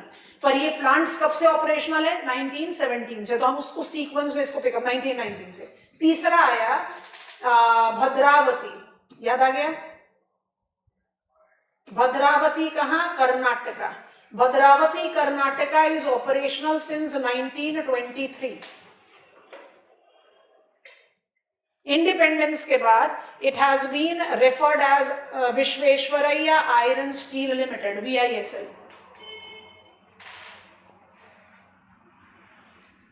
ठीक है, तो ये तीन नाम जो हमारी लिस्ट में आए, इनका कमीशनिंग मुझे कॉलोनियल टाइम में मिला, मैनिपुलेशंस मुझे पोस्ट इंडिपेंडेंस मिला, बट ये कॉलोनियल टाइम में स्टैब्लिश किए गए थे और आज तक ऑपरेशनल है, अबॉर्टिव नहीं है, इसलिए मुझे इनका नाम लेना जरूरी है.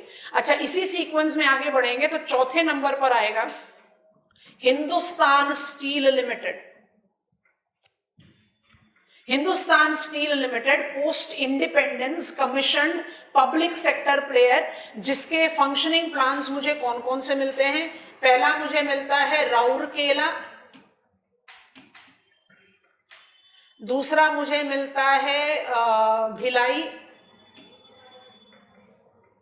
और तीसरा मुझे मिलता है दुर्गापुर. इनकी कमीशनिंग मुझे राउरकेला और भिलाई 1959 में स्टैब्लिश हुए थे और दुर्गापुर 1962 में स्टैब्लिश हुआ था. क्रोनोलॉजी को पिकअप करते जाते हैं. पांचवें नंबर पर आएगा Bokaro steel limited. Bokaro steel limited as another public sector player Bokaro में स्टैब्लिश किया गया 1964 में. 2 मिनट के लिए रुको. 64 के बाद 71 में क्या हुआ? इसको आ गया, Indian iron steel company limited. और नंबर 6 पर आएगा steel authority of India limited. इसको 3 प्लांट्स के साथ एक सेलम, एक विजयनगर,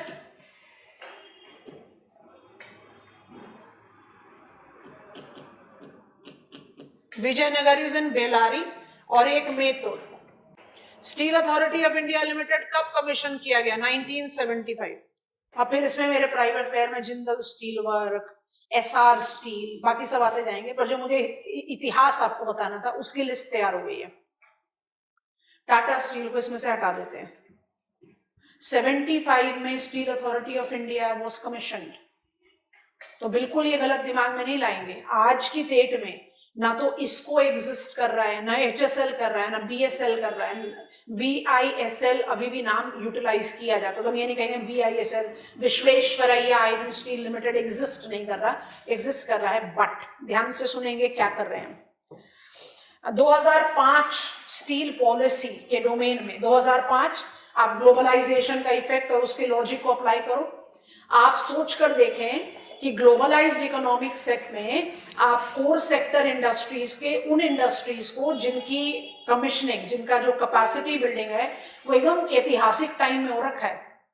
मतलब कोई तो 1919 से चले आ रहे हैं, कोई आप 1950s और 60s और 70s में कमीशन प्लांट को ले रहे हो। आप सोचकर देखो कि 2005 के सिनेरियो में ये बाय डिफॉल्ट इंफ्रास्ट्रक्चरल बॉटलनेक से सफर कर रहे होंगे। तो जब मैंने ग्लोबलाइज्ड इकोनॉमिक सेटअप में इंडिया को स्टील सेक्टर में कॉम्पिटिटिव सेल्फ सफिशिएंसी देने की कोशिश की, तो सबसे पहला क्या हुआ? पब्लिक सेक्टर डोमेन को कंसोलिडेट किया गया कि HSL BSL से कंपीट करे तो दोनों ही मरेंगे, क्योंकि दोनों का जो इंस्टॉलेशन ऑफ द कैपेसिटी है वो कहाँ है? पुराना है बहुत, infrastructural bottleneck, they can not compete with the modern iron steel plant. तो वो कंसोलिडेशन का क्या काम हुआ? इसको VISL, HSL, BSL were subsumed as Steel Authority of India Limited। तो steel authority of India limited Maharatna, इसके बराबरी का कोई प्लेयर नहीं आयरन स्टील में। जब आप एल्यूमिनियम कहते तो कहोगे भाई मिक्स्ड बैग है, ठीक है, मेजर प्लेयर प्राइवेट है, बट नाल्को कहीं ना कहीं कंपटीशन दे रहा है, it's still a public sector player, पर वहां मुझे डोमेन प्राइवेट दिख रहा है। यहां पर Maharatna steel authority of India limited के सामने कोई नहीं। काउंट कर लो steel authority of India limited के functioning plant: Burnpur, Hirapur, Kulti, Bhadravati, Bhilai, Rourkela, Durgapur, Bokaro, Salem, Vijayanagar that is Bellary and Mettur. इसको बॉक्स में डाल लो। ये इंफॉर्मेशन आपके आंसर राइटिंग में कभी भी नहीं जाएगा, बट ये जानकारी आपके दिमाग में होनी चाहिए। ठीक हो गया, बॉक्स में डाल दीजिए। आयरन स्टील इंडस्ट्रीज को नेक्स्ट क्लास में मार्क करेंगे। मैप मार्किंग पर आ जाओ जल्दी से। इकोलॉजी वाला प्रोटेक्टेड एरियाज वाला मैप खोल लीजिए। इसका मैप बना नहीं रखा है तो हम नहीं खोल रहे। आपने मैप खोल लिया, आपको क्या करना है? जो मेरा पहला मैप बनेगा आज, उसकी हेडिंग होगी बायोस्फेरिक रिजर्व्स। आपने बायोस्फेरिक रिजर्व्स के मैप को अप्लाई करना है कोरोसिमेटिक मेथड में। कोरोसिमेटिक मेथड क्या होता है? कोरोक्रोमेटिक बताया था ना जियोमॉर्फोलॉजी के बिगिनिंग में, जब कलर स्कीम इस्तेमाल करते हो, brown is for mountain, yellow is for plateau, green is for plain, height का रेफरेंस। कोरोसिमेटिक क्या होता है? सिंबल, कोई भी सिंबल, आपकी मर्जी, आप कुछ भी इस्तेमाल करो। तो से मैंने एक येलो डॉट का इस्तेमाल किया है टू मार्क ऑल बायोस्फेरिक रिजर्व्स। पर मेरे साथ प्रॉब्लम यह है कि 18 बायोस्फेरिक रिजर्व्स में से डैश जो है वो मैप साइट्स हैं। क्या मुंडी क्या जा रहा है? नंबर बताओ। 13, शाबाश। 13 मैप साइट्स हैं। तो आप बायोस्फेरिक रिजर्व तो मार्क कर रहे हो, सारे 18 नाम आएंगे बायोस्फेरिक रिजर्व के, बट उसी में आप एक और सिंबल ऐड करोगे। किनके साथ? जो बायोस्फेरिक रिजर्व होने के साथ साथ मैप साइट्स भी हैं। I hope it is comfortable. तो दोनों चीजें मार्क होंगी। तो से आई हैव हाइपोथेटिकली चूजन कि मेरा मैप का हेडिंग तो है बायोस्फेरिक रिजर्व, तो हम सबको मार्क कर रहे हैं येलो डॉट से, पर 13 नाम को हम येलो के साथ एक और डॉट डाल देंगे टू डिनोट कि ये मैप साइट्स हैं। आगे बात समझ में? तो सिंबल 2 आएंगे इंडेक्स में, और अब आप मार्क करोगे। मुझे जरा याद कराओ, हमने आपको बड़े तरीके से नाम बताए थे। सदर्न इंडिया से पहुंचो, फटाफट से पिकअप करना शुरू करो, देखना नहीं, कोशिश करो खुद रिकॉल करने के लिए। I want you to give me the 13 names that I have told you while taking up this topic in the class. South से शुरू कर रहे हैं। Great Nicobar, gulf of Mannar, Agasthyamalai, Nilgiri. 4 हो गए पेनिनसुला में, 13 में से 4 नाम आ गए। देखो अपने मैप में टिक करो, मैप में देखिए, टिक कीजिए। ऐसे ही नाम याद होते हैं बच्चों, जितनी बार अपने आप को प्रैक्टिस देते जाओगे नाम अपने आप आसान होते चले जाएंगे, ठीक है। अच्छा, इसके बाद क्या हिंट दिया था, पहुंचो गई सेंट्रल इंडिया में, मत देखो मैप को, रिकॉल करो। 4 नाम हो गए, 5वां क्या पिकअप करें, पंचमढ़ी। 6ठा क्या पिकअप करें, Panna. 7th Amarkantak Achanakmar. 8th Simlipal. 9th Sundarbans. Sequence लेने का मतलब क्या था, पंचमढ़ी और पन्ना तो मध्य प्रदेश में है, अमरकंटक अचना कुमार मध्य प्रदेश छत्तीसगढ़ में जाएंगे, सिमलीपाल जाएगा उड़ीसा में, सुंदरवन से वेस्ट बंगाल में। मिल गए, 9 नाम हो गए। अब पहुंच जाओ नदर्न इंडिया में। नदर्न इंडिया में नोकरेक 10 नाम, Kanchenjunga 11, Nanda Devi 12 and youngest in the list cold desert 13, Himachal Pradesh. I think most of the नाम आप रिकॉल कर पाए। मैप लिस्ट खत्म हो गई, लेकिन बायोस्फेरिक रिजर्व की लिस्ट खत्म नहीं हुई, तो अपने मैप पर कंसंट्रेट कीजिए। नॉर्थ ईस्टर्न पार्ट में चले जाइए, मानस, दिहांग दिबांग, दिब्रू साइकोवा। दिहांग दिबांग गया अरुणाचल प्रदेश में, दिब्रू साइकोवा और मानस गया असम। तो 14, 15, 16 नाम हो गए, 2 नाम बचे हुए हैं। एक है कच्छ, रन ऑफ कच्छ, और फाइनल है सेशाचलम, ईस्टर्न घाट्स। डन। जो नए नाम लिखे हैं उसको जरा एक बार रिमाइंड कर लेते हैं, कौन कौन से नए नाम हैं। नए इसलिए कि हमने इनको रेफर नहीं किया था, मैप साइट पर ही रुके थे अपने कंटेंट बिल्डिंग में। Manas, Dibru Saikhowa Assam, Dihang Dibang Arunachal Pradesh, run of Kutch Gujarat and Seshachalam Andhra Pradesh. ठीक है, ये एक मैप बनेगा। दूसरा मैप हाथ के हाथ बना लो ताकि रिवीजन हो जाए। अलग मैप बनाना है, इसमें मत खिचड़ी बनाना। दूसरा मैप क्या बनेगा, world heritage convention natural sites. अब मुझे जल्दी जल्दी से नाम बता दो, आपके सामने मैप है, आपको नाम पता है, बताते हैं नाम। जो जो रिपीटेड नाम है पहले उनको पिकअप करो। सुंदरबंस आएगा, सुंदरबंस आएगा, Nanda Devi with valley of flowers आएगा। ठीक हुआ, आगे बढ़ो। रिपीटेड नाम पहले बताओ। कंचनजंगा स्टार मार्क के साथ लिखना, क्योंकि ये नेचुरल कल्चरल दोनों साइट है। ठीक है, अब नाम एडिशनल ऐड करो। मानस, काजीरंगा, वेस्टर्न घाट बोलते हैं बट सपोर्ट आएगा राधानगरी और चांदोली, है कि नहीं। Great Himalayan national park. 8वां नाम बता दो, क्या छूट रहा है, केवलादेव घाना राजस्थान। क्या नाम रिवाइज हो जाएंगे, एक साथ ही मार्क करना, इससे 2 मैप बनेंगे आज। कंचनजंगा को ना एक अलग सिंबल से मार्क कर देना, क्योंकि कंचनजंगा ना डिबेटेड, आप कई बार सर्च करोगे ना तो आपको दिखेगा world heritage convention natural site 7 नाम है। फिर लगता है अभी कंट्रोवर्सी होगी, 7 नाम कैसे। 8वां जो कंचनजंगा है वो दोनों ही लिस्ट में इंक्लूडेड है, कल्चरल भी है नेचुरल भी है। तो जब आप कोई भी चीज मार्क कर रहे हो, प्रैक्टिस तो कर रहे हो कि उसकी लोकेशन कहां पर है, जब वो आपको प्रैक्टिस से रिवाइज करने आओ तो वो आपको इन्फॉर्मेशन दे, जैसे हम कहते हैं ना मैप पर लिख लो, खुश मत हो कि देख लिया, लिखो कि क्यों खुश हो रहे हो, ताकि आप नो स्पॉन्टेनियसली आप बिना एफर्ट देखे हुए भी रिपीट कर पाए। That is how the things becomes easier. इनको मार्क करेंगे। हम iron steel industry, automobile industry को कवर करके एग्रो बेस्ड इंडस्ट्रीज की तरफ चलेंगे in the next class. Done for today.